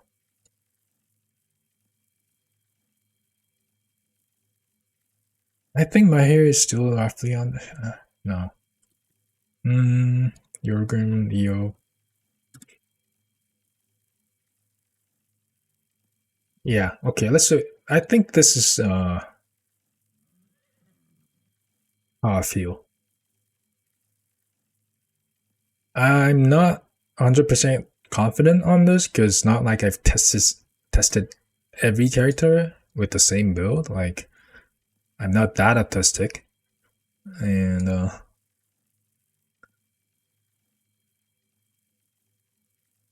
so if you are a beginner, I think Arna would be the easiest pick. If you... So for Velmir to work, have to know how to kill it at level 7, which isn't that difficult if you watch one video on how to do it. But I guess that's a bit of a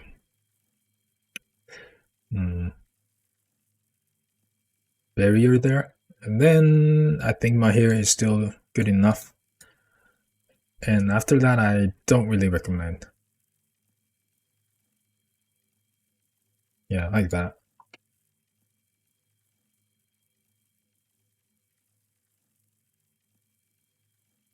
Hey, hold on. I almost missed this. But one very important aspect of this is the starting skill set, basically. Affinity. Okay, never mind. For beginner, for right here. Okay. Reason for that is because you start with everything you need. Let's go back out. And it's much more easier to compare this way. So here I am. If you take a look, Arna doesn't have dagger, doesn't have dual wielding, doesn't have agonistic, doesn't have magic mastery, does have warfare, so I guess that's the saving grace. But you, as I said, dagger and dual wielding skills are the first ones that you get and what you need for the early levels, so you still have to do the Manticore run, where if you don't have the skill, basically what you do is like you hug the edge of a map so that you don't get caught by hostile enemies, or if you do see one, you can just cross the map immediately and dodge them. And that way you travel to Manticore, and then you do the winery quest, which doesn't require any combat capability. You get the reward money and learn all the skills that you need from Manticore library guy, the old man. And then you while you're there, you also do the herbalist quest and get the satchel, the bag if you want. And you come back to Osberg and proceed the game normally from there. With Arna, you probably have to do it because maybe you can take a warfare and warcry and set up and wiggle through it, but I don't know. It's definitely gonna be harder than just taking dagger skills. And let's see, Jorgrim doesn't have any. Well, it has dual wielding, so it's better. Velmir doesn't have any dagger or dual wielding, so is Leo. Hilda, no. Okay, Mahir is the only one with dagger and both those skills.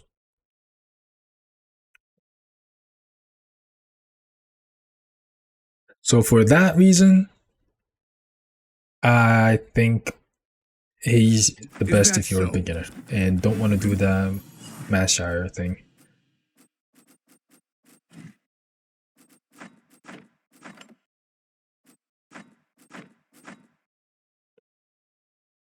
Okay, that concludes the character selection.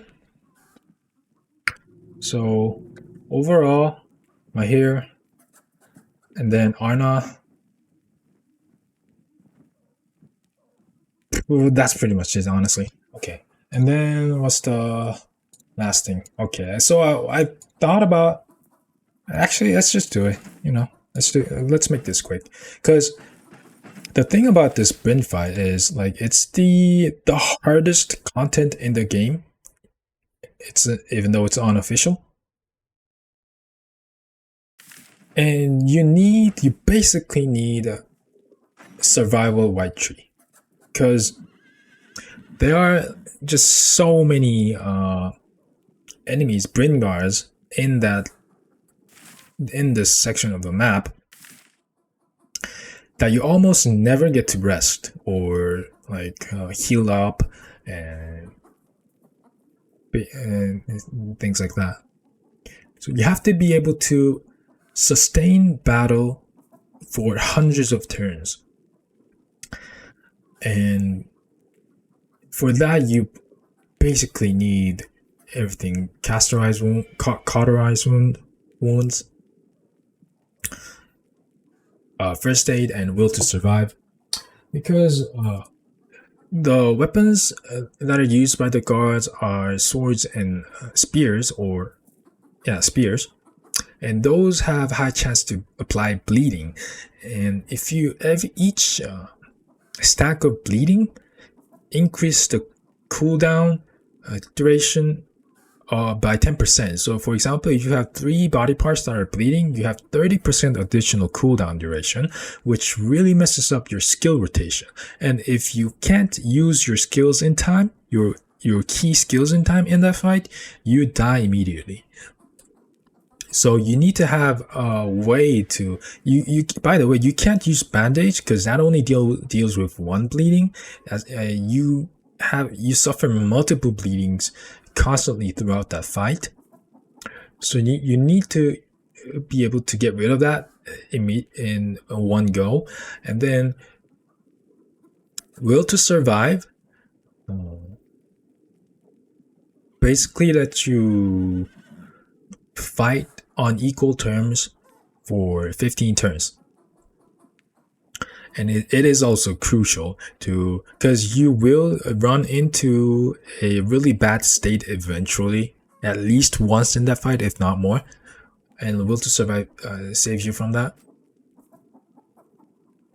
So if I was serious at doing that with this build, I would probably... what can I cut? More blood goes away. Intimidation goes away.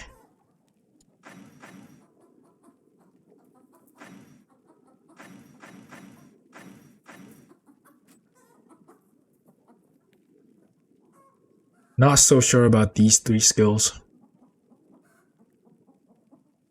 Because prolonged melee combat is not what this build is trying to do, and these 2 passives work best when you're doing that, although a single flurry gives you full stack on counterattack mastery.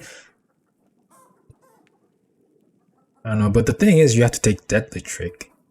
This is a dead skill. I almost said dead trick. Anyways, because like you always have double lunge available, and double lunge does more damage than this. So only use case is if you want to reposition while dealing damage. But that's rare because you use a dimensional shift so often anyways.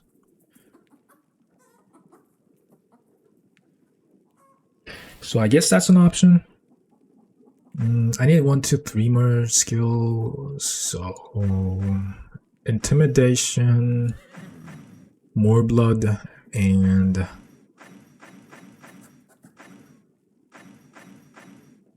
intimidation, more blood.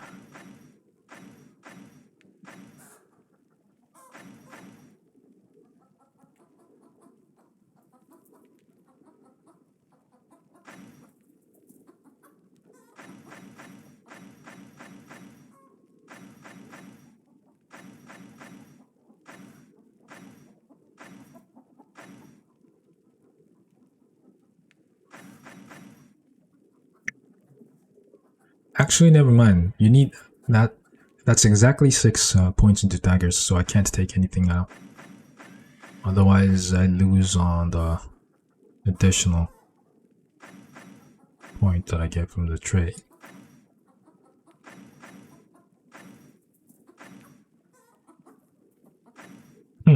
That means that it's basically body and spirit. That's painful. Or ever vigilant. I don't know. I think I really need that extra bit of dodge. in that fight.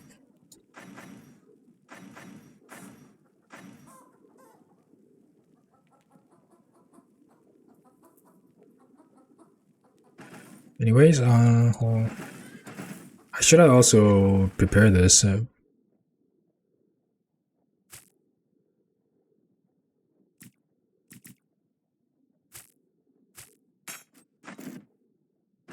What's a good buff I can get from food?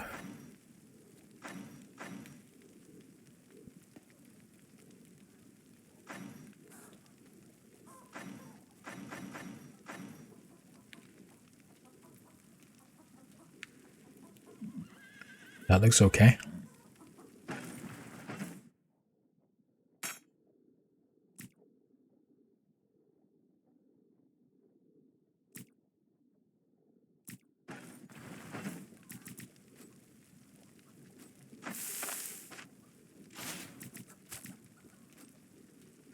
This is the go-to for any...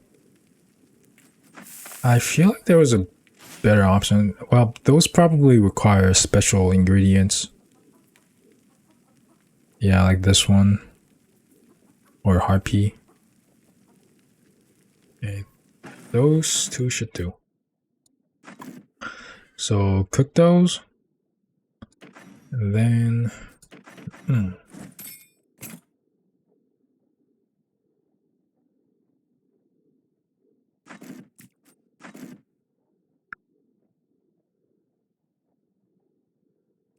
That helps. That helps. That helps. Yes, kneecalf. All the smoke bombs that I can get.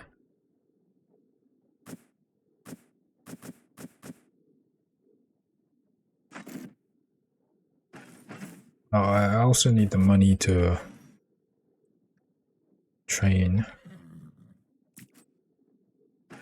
And then sleep. What's the fatigue? None. So 12 hours will do. That's 19 to 21.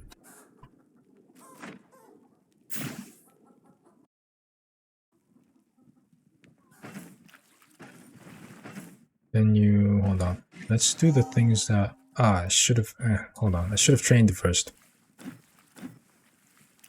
Do I do endurance or strength? Or even agility? Hold on, agility? Because that gives dodge chance. No, but strength. Cooldown, cooldown, cooldown. Yeah, let's do endurance for the cooldown, and then get... Oh, the brew is on cooldown. Well. Oh well. Hunger is not high enough to eat both of them. Max energy, fatigue, healing efficiency. This gives what? Cooldown duration, pain resistance. Okay. Eat that, and then eat that. And come here and eat all the herbs.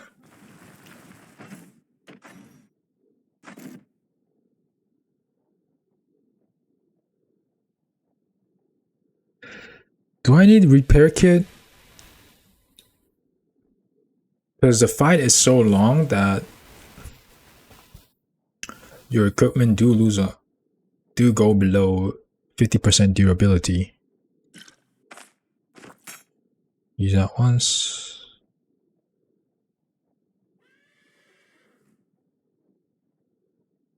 Can I use this now? Nice. That's huge. Bonus range, crit chance, accuracy.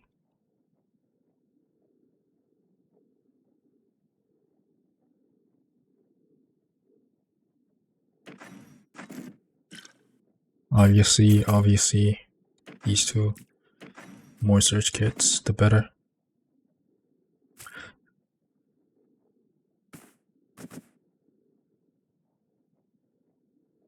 Still need a bit of bandage.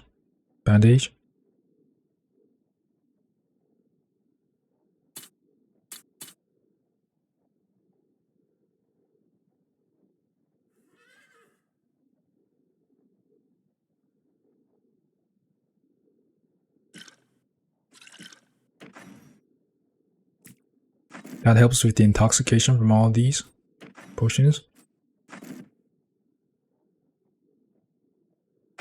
Let's drink this now, and the last two slots is...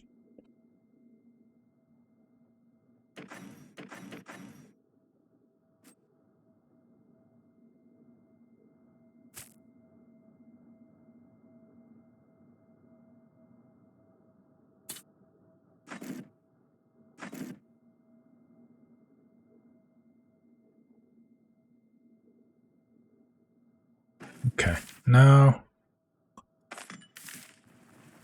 let's go see how this performs. As I said, since this doesn't have a survival white tree, it's not going to be able to full clear. But it would be interesting to see how far it goes. Now this fight is very buggy, by the way, because like there are so many enemies that just charges you and overlaps each other and basically cheats and attacks you twice per turn. And sometimes when you try to inspect them, it ends your turn immediately. So I don't have full information on them sometimes due to that restriction.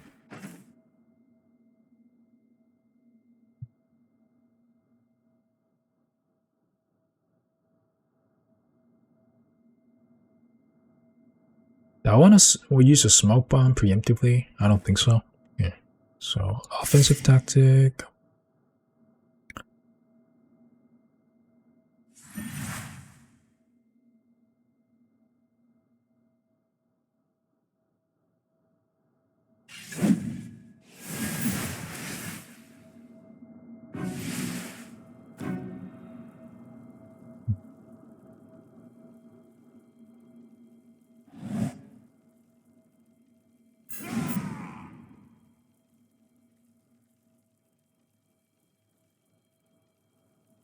Anything else I want to use?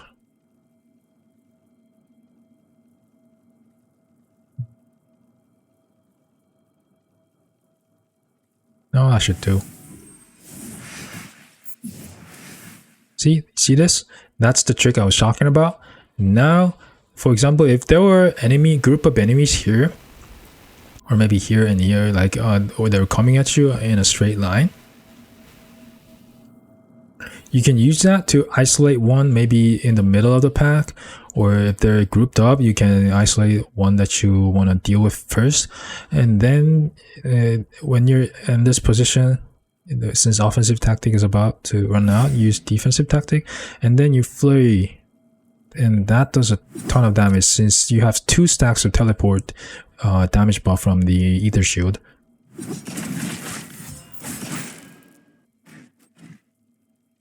We take a look. Flurry did 36, 80, 100 for 120, and that's not as high as I expected it to be, but I guess it's because of the armor. And then counterattack crits and does 120 damage. If we take a look at the stats, 130 accuracy, 80% counter chance, 46% crit chance, 0 fumble.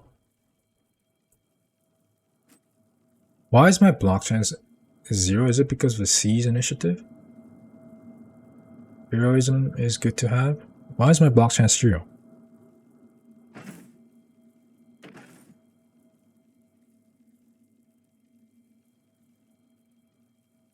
I have no idea why this is 0, but dodge is also 30. Well, I guess it's because of the C's. Yeah, okay. So it applies like it reduces dodge and block. Huh. That's fair. I wasn't really aware of that part of the skill until now. It's worse than I thought. Crit avoidance 42, this is not 50%, which is bad. But the important thing in this fight is the bleed resist. Anyways, let's see how this goes. And I also have to make sure that I properly aggro every guard in this region, because sometimes they don't get pulled and then it becomes somewhat anticlimactic. And because now I move around, this doesn't fix my character at the center of the screen, but I don't want to wait a turn.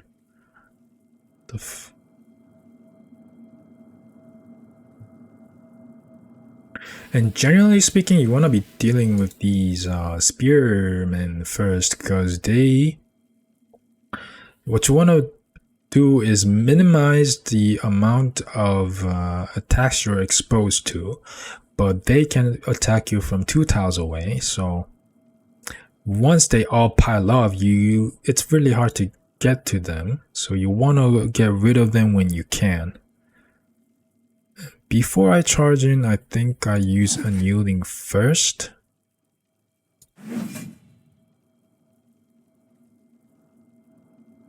And once I have everything in place, I do this.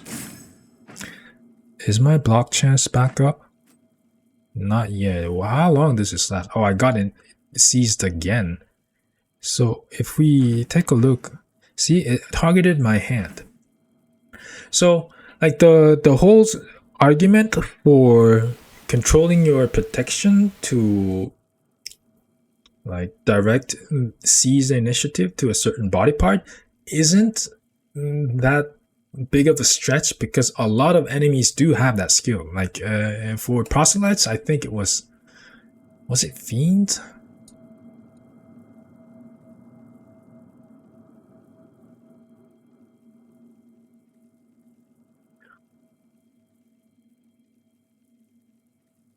Impaler certainly has it. No, it doesn't.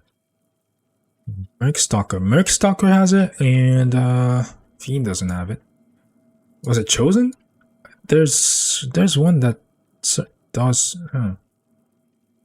Maybe I'm misremembering this. How about Undead?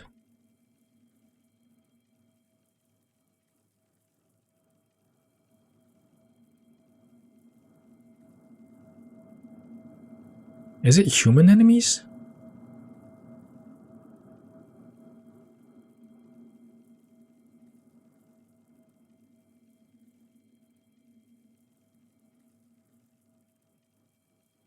Oh, it's the human enemies.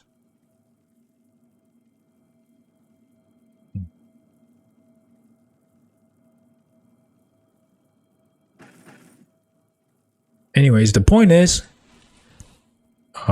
it's bad to get seized.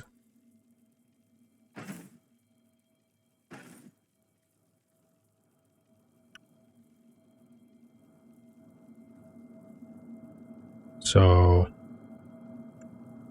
since this guy has range advantage on me, what I can do is cast Wormhole.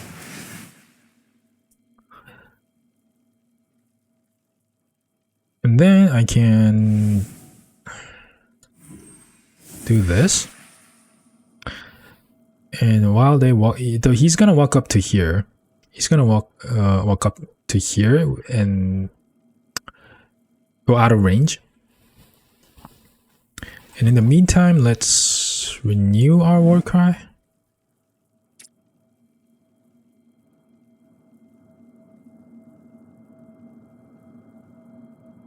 Concentration is not gonna be maintained throughout the entire battle. Oh yeah, and I forgot, I didn't mention this in this video, I don't think. So war cry dazes you if it doesn't confuse you. And dimensional shift also has a chance to daze you if it doesn't confuse you. So this actually happens quite often than you think. More often than you think. And it's something to keep in mind, because if you're planning your moves based on the assumption that the enemy is going to move up or towards a tile, this can mess up. mess that up.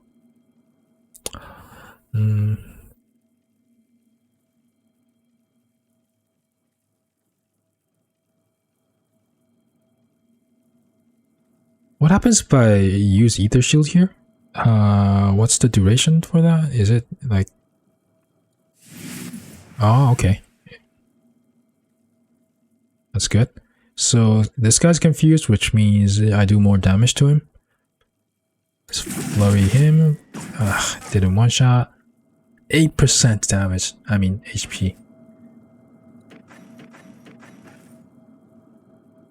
Man, Siege is rough. This fight is rough for this build. Basically 0 block and almost no dodge. What's my damage taken?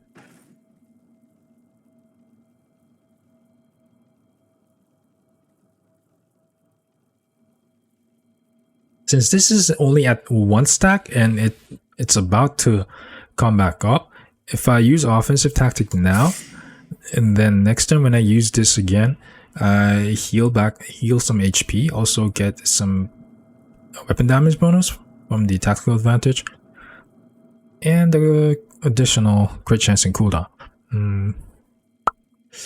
And I don't want to be staying in this position.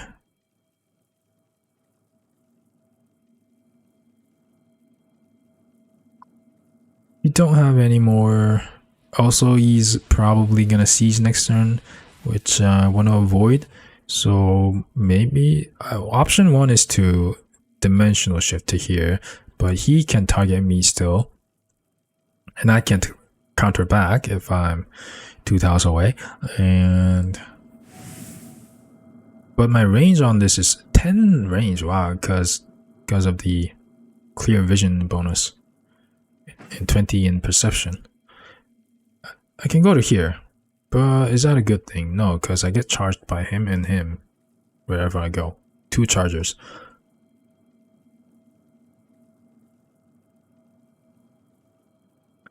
Oops.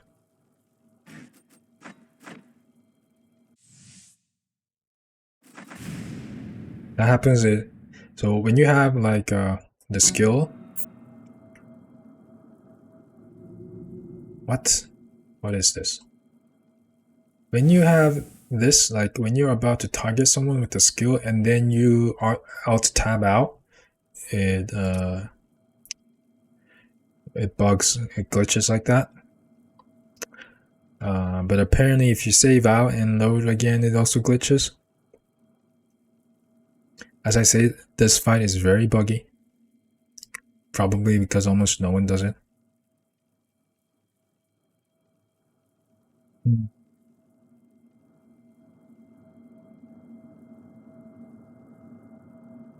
I was gonna say that deadly trick is an option, but then if I deadly trick him, these 2 guys overlap and it gets tricky to deal with that.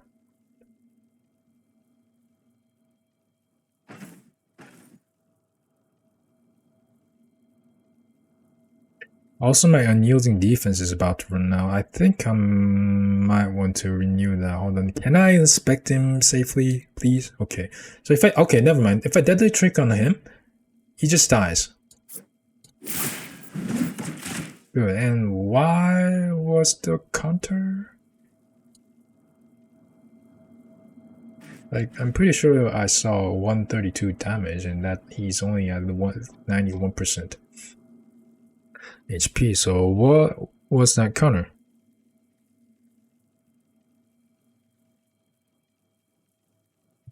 Comatose has a strength stat by her own energies. Attacks and scores a crit hit. I have no idea what happened just there. It's on 1.5 game speed, but it's still hard to distinguish. Can I inspect you safely? I did last time, so please don't skip the turn.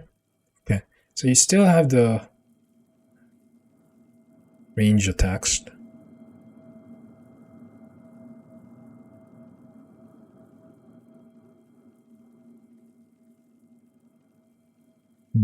This is rough.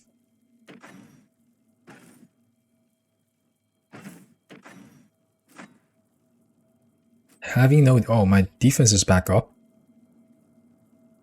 That's good. 42% block chance. Yeah, I definitely want a defensive tactic here.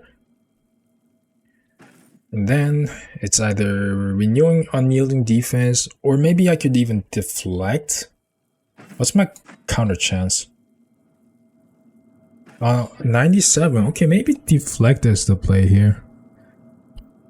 Because this gets more effective the more enemies there are within 2 tiles. So that's plus 33 additional max block power. And full replenish, so that I go up to 64 block power with this. Okay, I think this is good. 86, in fact.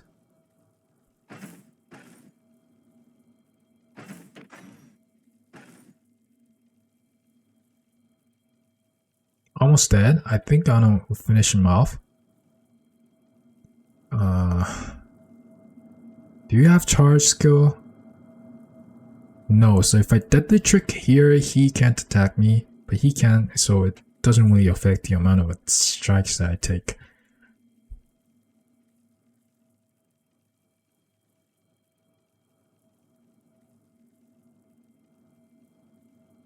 Really want to finish him off.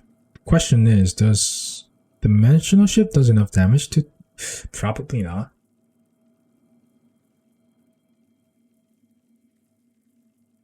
So double lunge is just pure damage, but deadly trick is additional counter chance and bleed chance, which is irrelevant.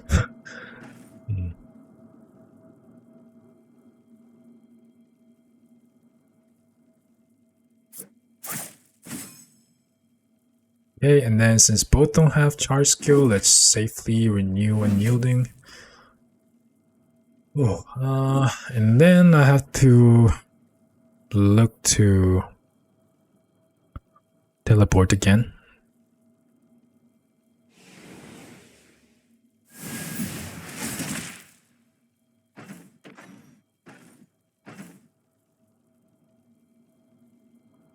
Might be a good idea to smoke bomb. Oh no! Fuck no! Yeah, this happens sometimes. I was trying to use dimensional shit, but I was on the wrong skill bar and I used examine surroundings instead. Now I have to get out and renew Aether Shield when it comes back up. Fuck.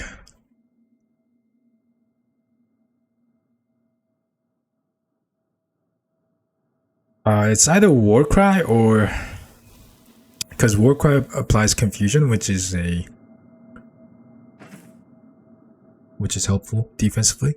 Or I can use Smoke Bomb now to prevent these guys from charging on me. I think that's also pretty good. He's back up. Already? How are you back up already?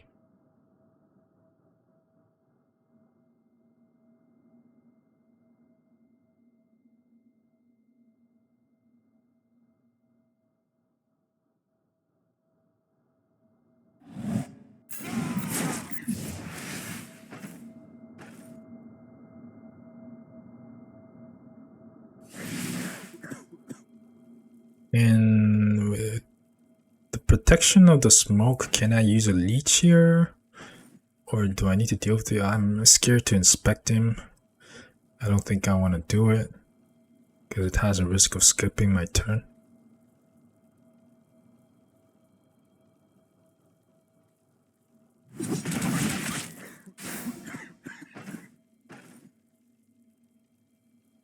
I do have to teleport somehow.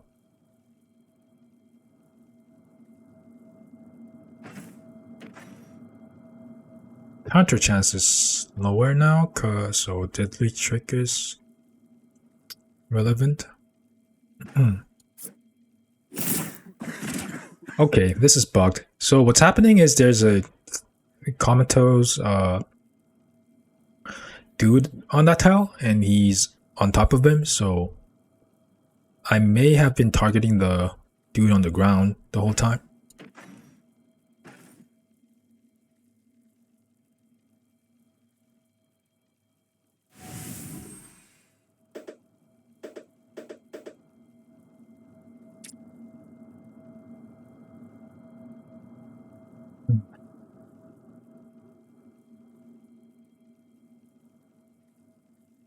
Okay, this is an oversight.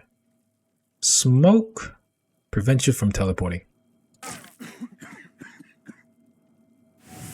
There's no one to target.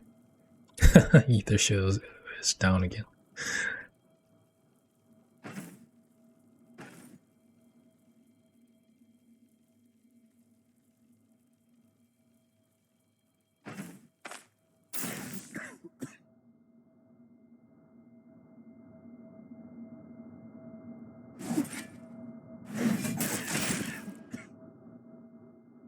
Hide in the smoke again.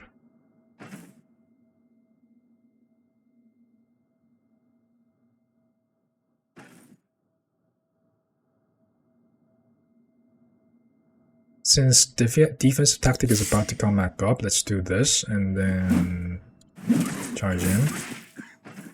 Fuck.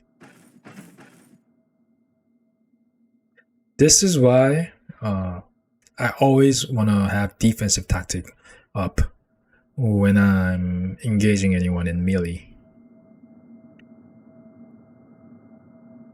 Also the fact that I don't have either.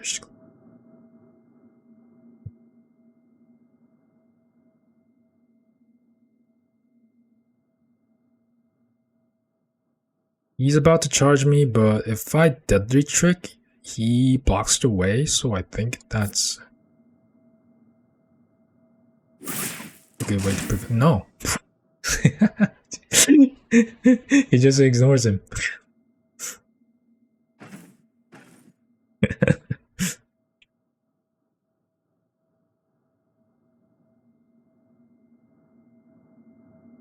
Okay, I need defensive tactic now, but what's 1, 2, 3, 4, 5. So it's 13 turns, which is no. I need one more turn on this to be able to maintain this for free. Actually, no, there's more. Never mind.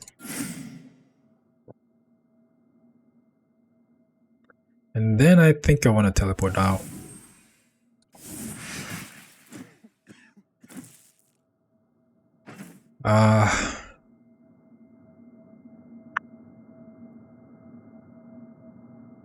Since I have a leech applied, maybe Splint does it. Wait, how much heal do I get from this?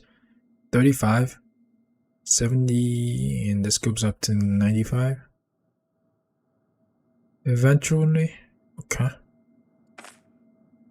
Because if I Surge Kit, I have to deal with the pain too. Well, maybe not. In fact, it's a good thing to have pain because of Berserker tradition. Also, fumble doesn't matter.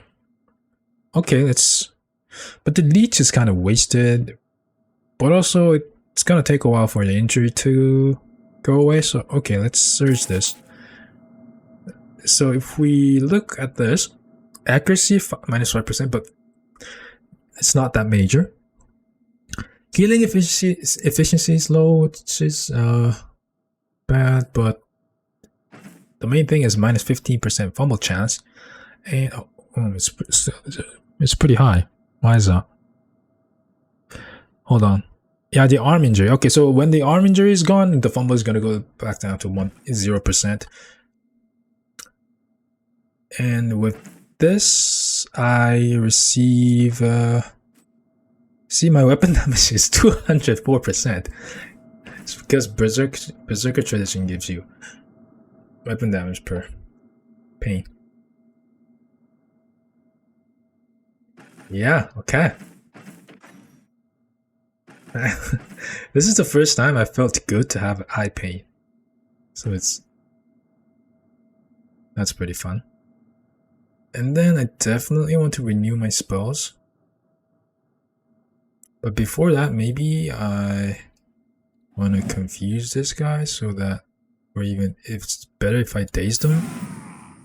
Yeah, because now they can't charge me, and then I can safely. But the thing is, I don't want to come back here, so using a wormhole on myself.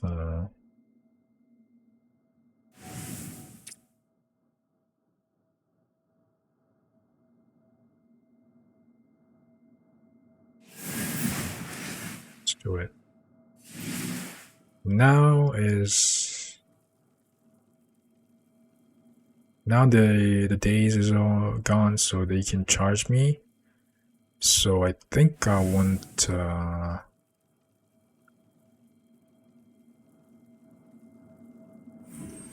bring them over to here, maybe?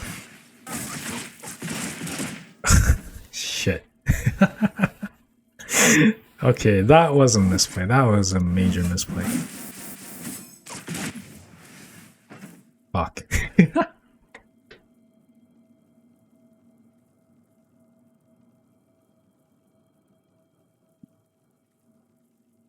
So what I tried to do was try to lure them away from this position, which I'm gonna come back to. But I overestimated my defensive capability.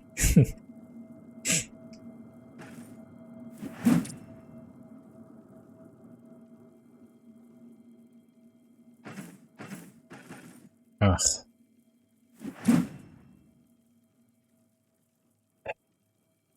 And the maximum duration for either shield is 8, so I wanna save them shift for now, and let's... Is 100% pain okay?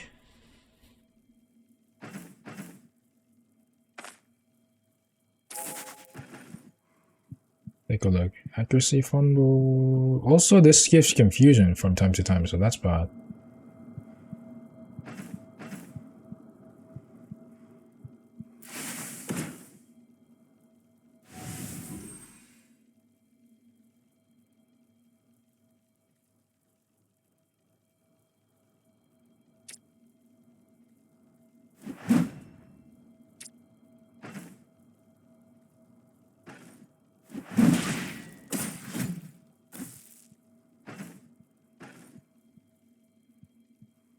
And this is why will to survive and first aid and cauterized wound is essential in this fight.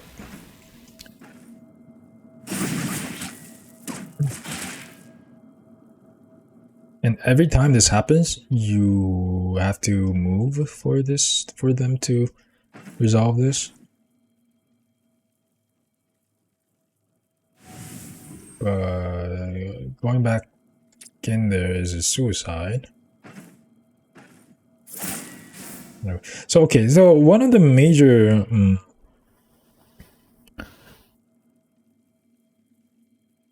bad tendency I have when playing this game is over prioritizing buff and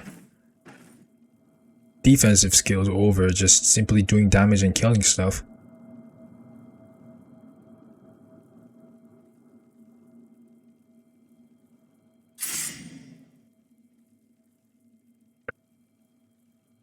Now this is on 26 turn cooldown because of the wounds, injuries, and bleed increasing cooldown.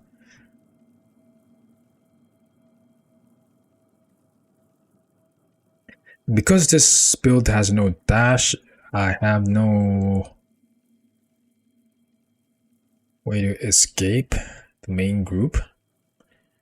And usually what you want to do is dash away, heal back out, and then resume fighting.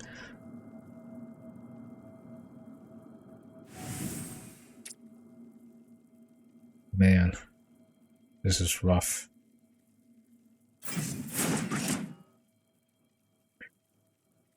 And just to demonstrate, like if I inspect them, it's not happening now. Is it when I inspect one of the downed? Sometimes it skips your turn when you inspect. I need to teleport to Maintain my shield. What happens if I do this? Okay, that's a way to resolve this then. Also, it's even better because now he has to use a turn to move out. Good to know.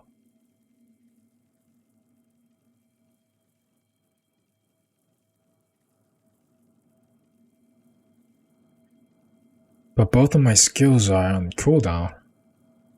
Deadly Trick, maybe?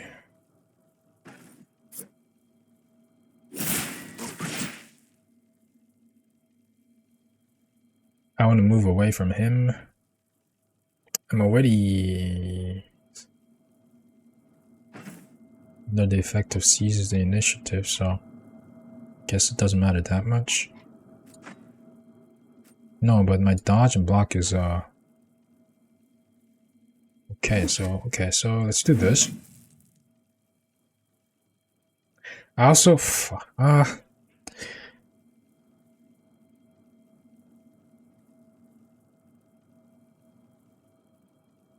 okay, this build in particular is pretty bad against the Brynn guards because teleporting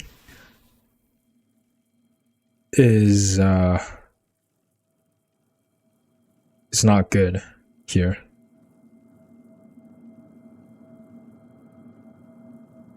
I think I have. Wait, I can't. Even if I wanted to. Okay, let's just deal damage while I have the buff on. I think this is it though.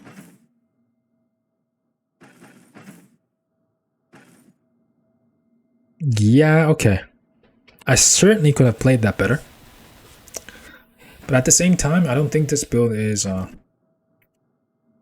particularly suited to winning this.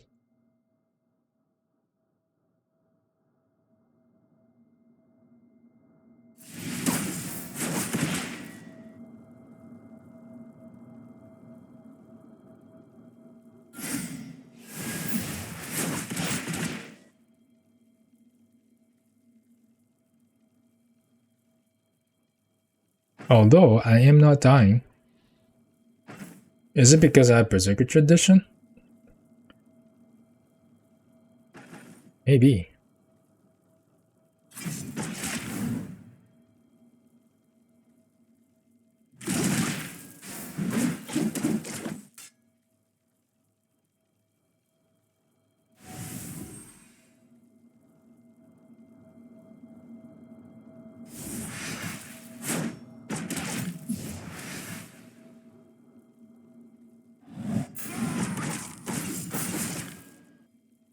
Yeah, I'm dead. Well, is this the original save?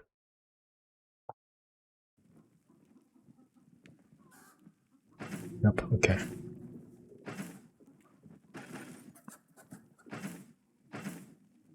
So if I'm doing that, again, I want to save edit and respec my Intimidation, more blood, and last one is, I guess Body and Spirit is the only option here. Yeah, because you get a lot of weapon damage bonus from the pain, so anyway, so I can see it not mattering much eventually. So cut those 3 skills, get a will to survive, and you have a much better chance.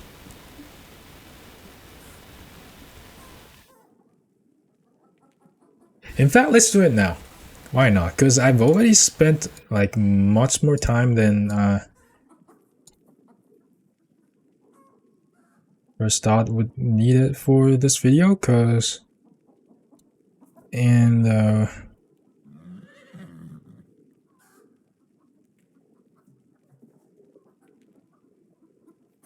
people who watch this until this point will want to know.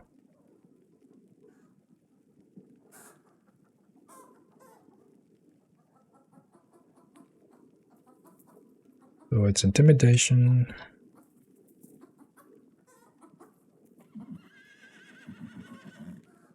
Body and Spirit, and more blood.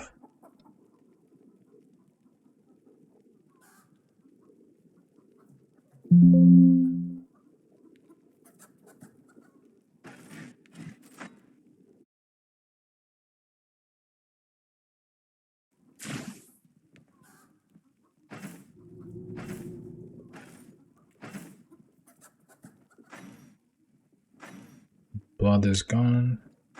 Intimidation is gone. Body and spirit is gone. Survival, you want cauterize wound, first aid, and then will to survive.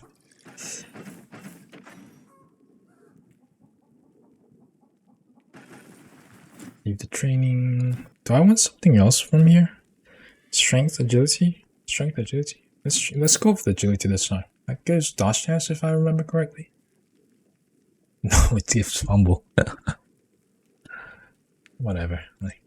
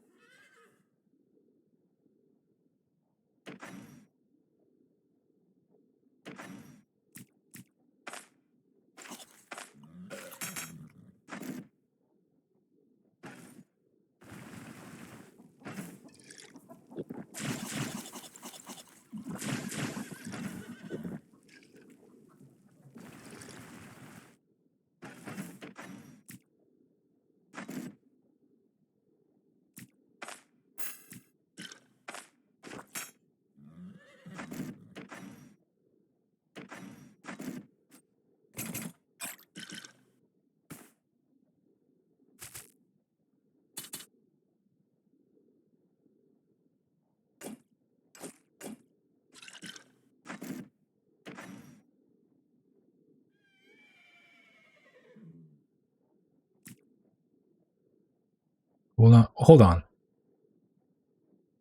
This might be useful because I thought it's doesn't do anything because I don't need fumble and cooldown is already really low, but we just saw how it goes up with wounds and bleeding. So let's try this now for this time.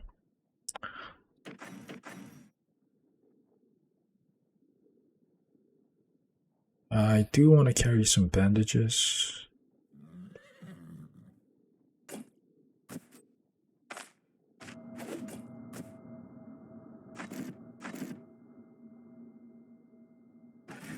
Okay.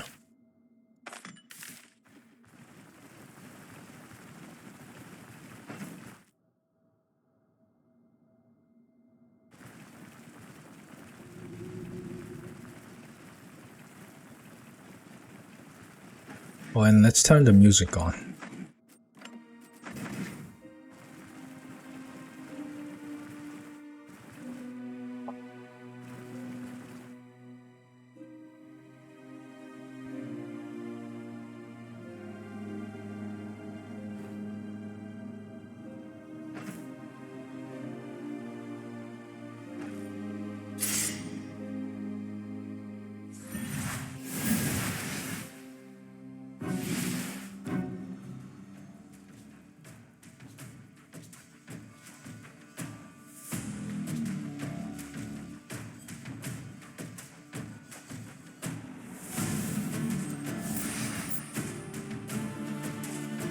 Why am I not going back there?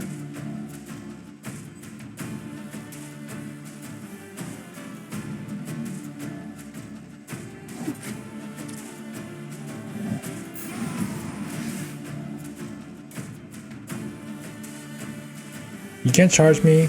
Well, if I kill this guy, then he can. But does he have a charge skill? He does. Okay. Defensive tactic.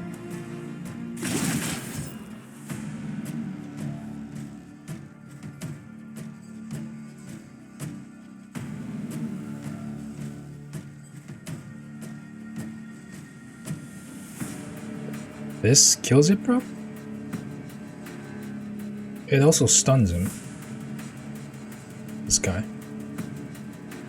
That gives me time. So if I teleport, it gets stunned. I can unyielding defense safely, and then I can charge back in with Ram. He is not stunned.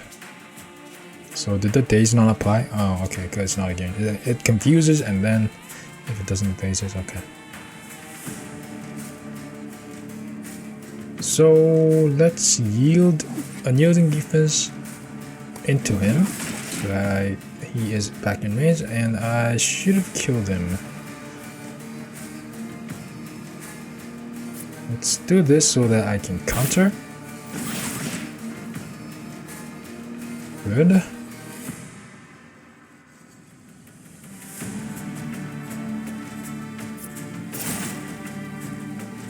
Much more damage than the heavy shield build that I attempted this with.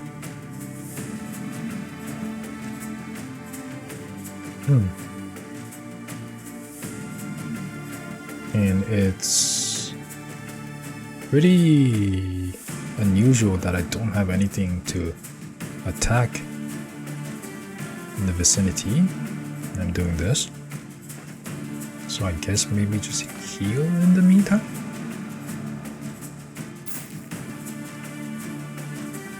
I do have to keep either shield on. And if I teleport here, he's gonna charge me. So before I do that, let's...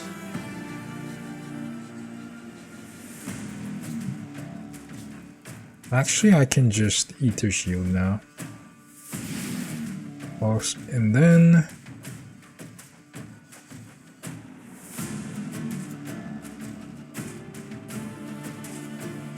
Race for impact?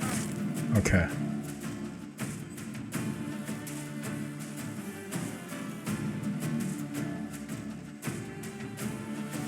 Teleport so that they resolve it themselves. They didn't do it themselves, but worked out. Thing is, I got seized and my dodge is fine, but my block is 0. Oh, it's because of a yielding defense.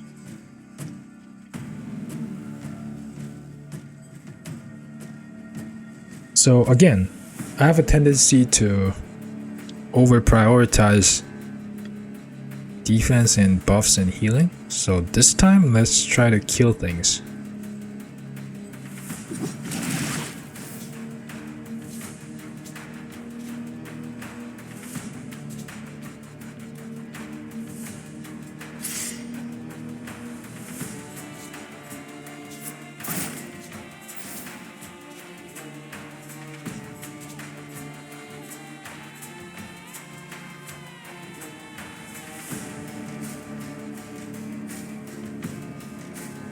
You want to use unyielding.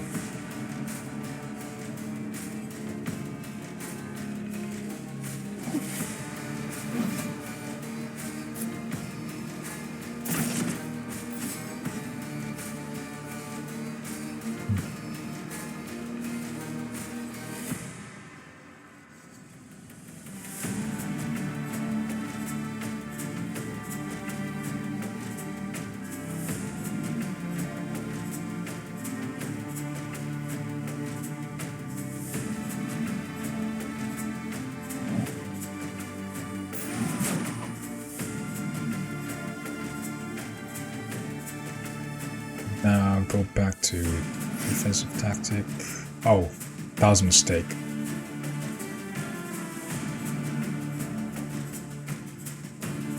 Should have waited a turn. Is 16 turns the maximum? No, it's just that's how many enemies that there were in my vision. So 1, 2, 3, 4, 5, 6, 7, 8, 9, 10. 8. Shouldn't it be 18 turns?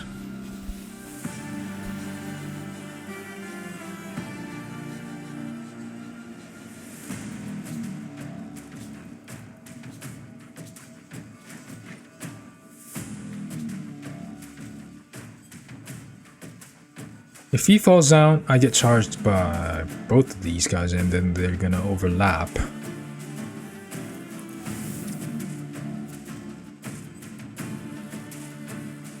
Why is my range lower this time?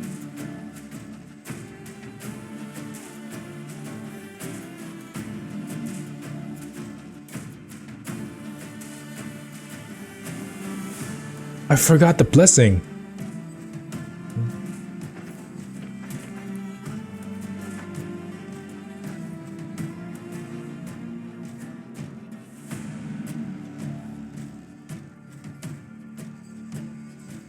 Oh, they're dazed. Hold on.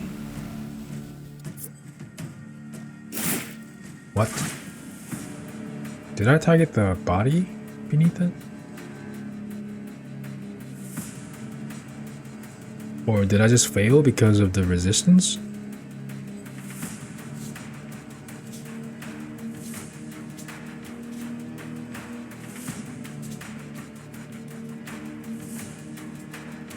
I also have to teleport.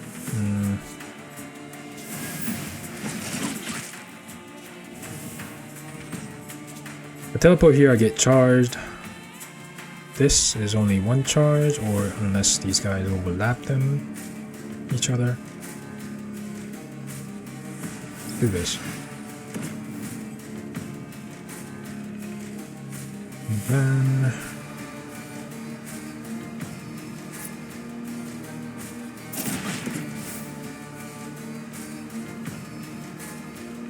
next turn I go back.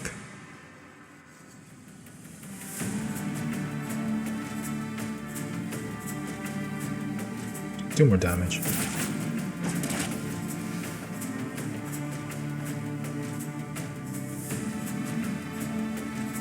Yielding defense is about to run out.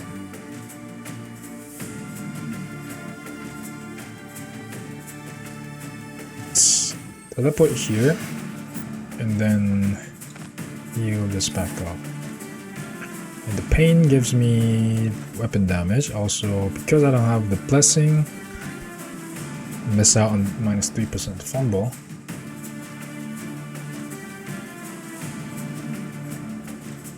But once this is gone, it should still be 0% fumble.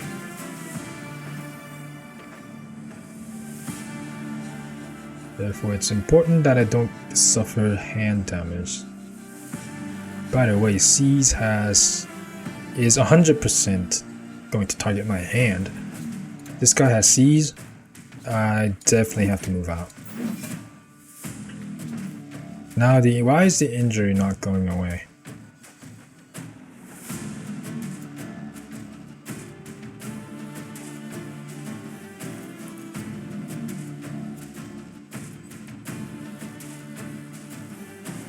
So he 1, 2, 3, 4. He doesn't have sprint training, so I have a turn to.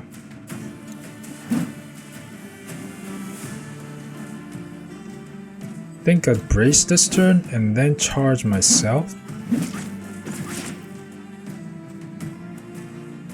That's what, 11%? Not that significant. And then I can, wait, why am I confused?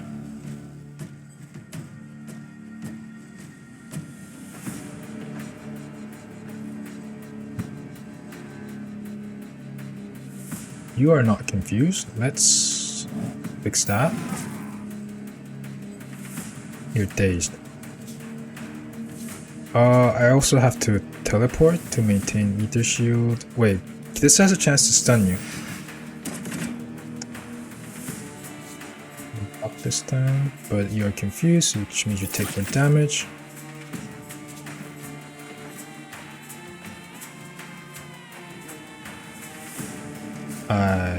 Hold on. I can just simply use Ether Shield now, so I don't have to teleport right now. But still, hold on, do I just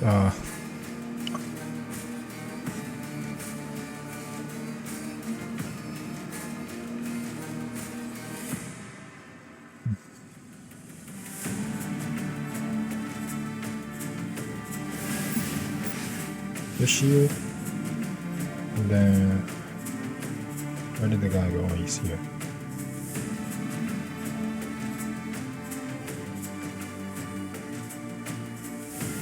This is good because I need a turn to renew my buff.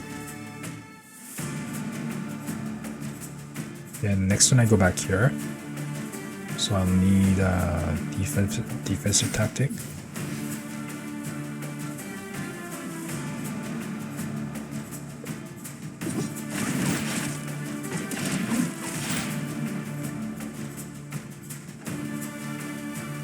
Finish him off. He is somehow not dead. Finish him off. I should have deadly tricked it there. That was a mistake.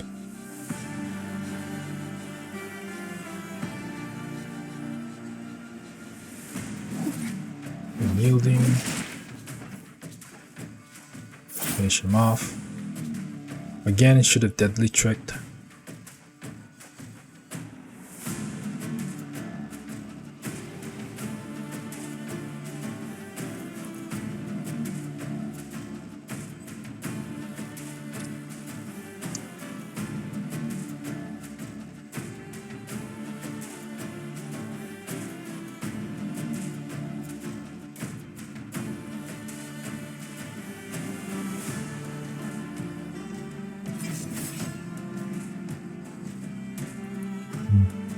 I thought they were gonna charge me, but now this block power is wasted. Completely wasted, in fact, because he didn't attack me this turn. Now they're gonna charge me. Man, if I chose to brace next previous turn and then deflect this turn, that would have been perfect.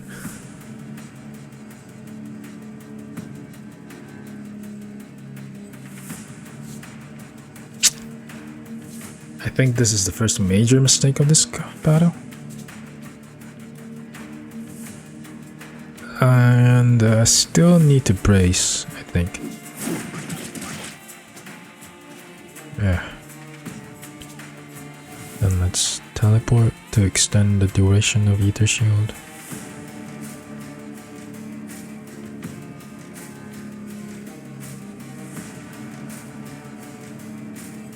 Here I get charged by him, and him. Very bad. This might be my best option. And what the hell happened? Why did I not teleport? Okay, so apparently the damage is applied first, and then the target has to be alive for the teleport to work.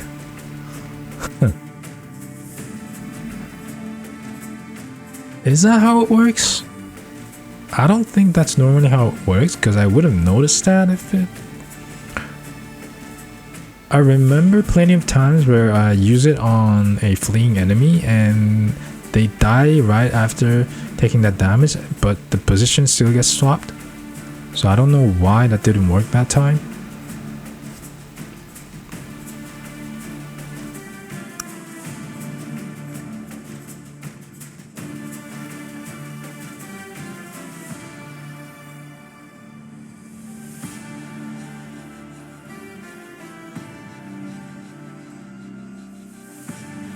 Am I also falling for the same mistake here?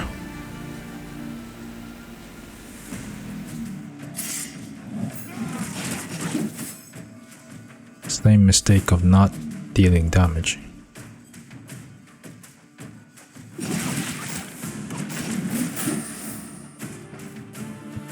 Okay, will to survive.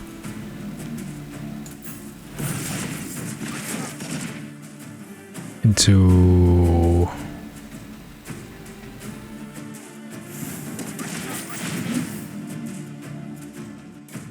And then I can renew my Aether Shield.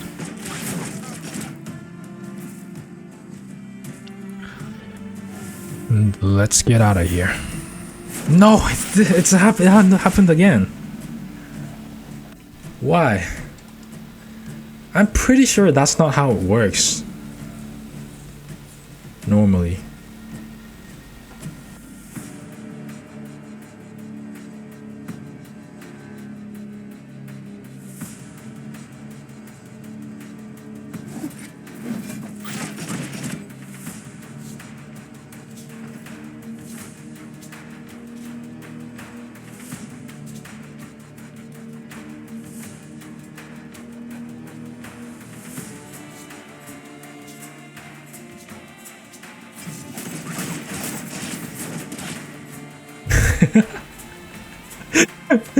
What? Why is the block power retaining? Isn't it supposed to go away immediately?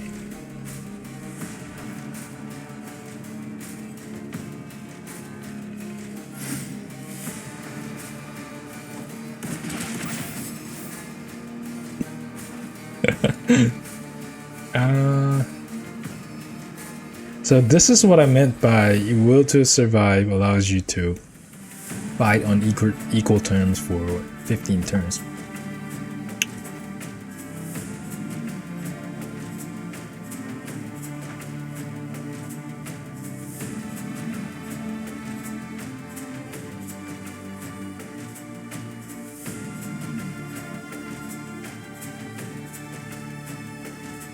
At this point, is it simply better to use defensive skills and deal damage through counters instead of using single target attacks?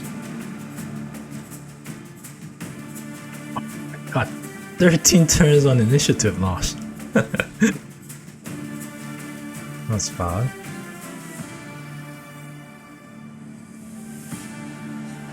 Hold on. So this gets rid of all the injuries and heals max HP. Let's do this first.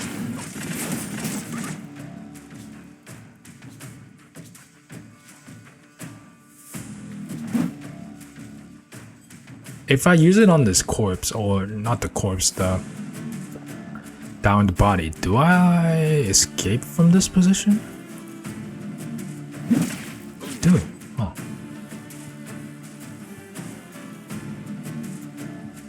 Oof.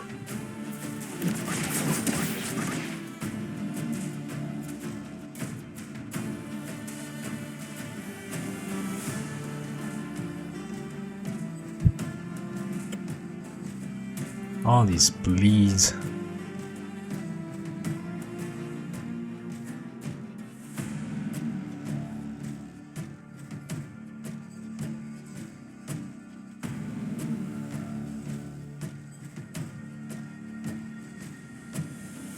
It seems dash is also mandatory for this fight.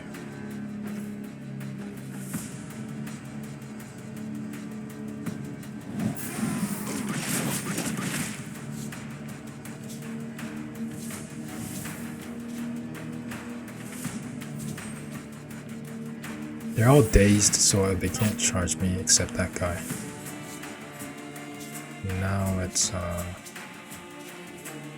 rid of these, and I'm dead. Well, let's do one last attack. Ah.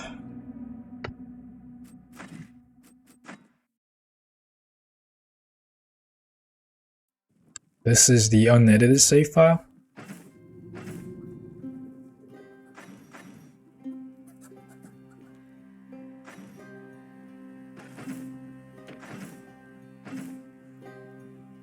So yeah, I don't know if it's accurate to use this fight as a final standard to assessing the power level of a build. And if you were to follow that, then this build is not the strongest, because I've had better more success with the heavy shield build, and I don't know how, as much as the ranged builds and pure magic builds are considered OP in this game, I don't know how they would fare against Brynn guards, because there's just so many of them that coming from all directions, and there's not much room for you to keep the distance, and no object or choke point that you can block using skills like boulder or ball lightning and stuff. But anyways, that's a entire discussion of its own. For the purpose of this video, I think I've fully explained everything. I certainly could have prepared that better and delivered all the info more concisely. It's something that I have to work on. Just making sure that I didn't miss anything, as you've noticed by now that I'm not very good at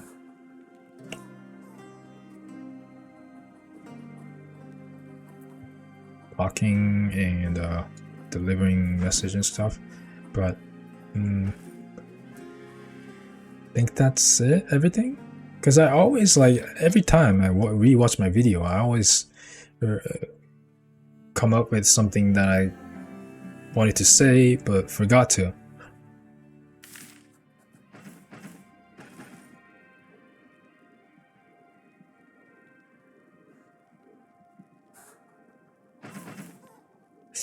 Yeah, I think that's it. Okay, so thank you for watching. If any of you are listening to this up until this point, I really appreciate it. Not that I'm gonna try to become a full-time YouTuber or anything. This is completely 100% a hobby thing. But still, the purpose of this is to communicate with people and talk about the games that I love to play. So if you have anything to say, be it any question or your opinion or just anything, it's much appreciated. Hope you have fun playing this game as well. And I think for the next video, so I might play another build of Stoneshard, or I might try to play Europa Universalis 5. I'm not decided on that yet, because I think, as much as I think it's gonna be a great game and I'm gonna like put thousands of hours into that game for the next 10 years, I'm not sure if it's completely polished yet.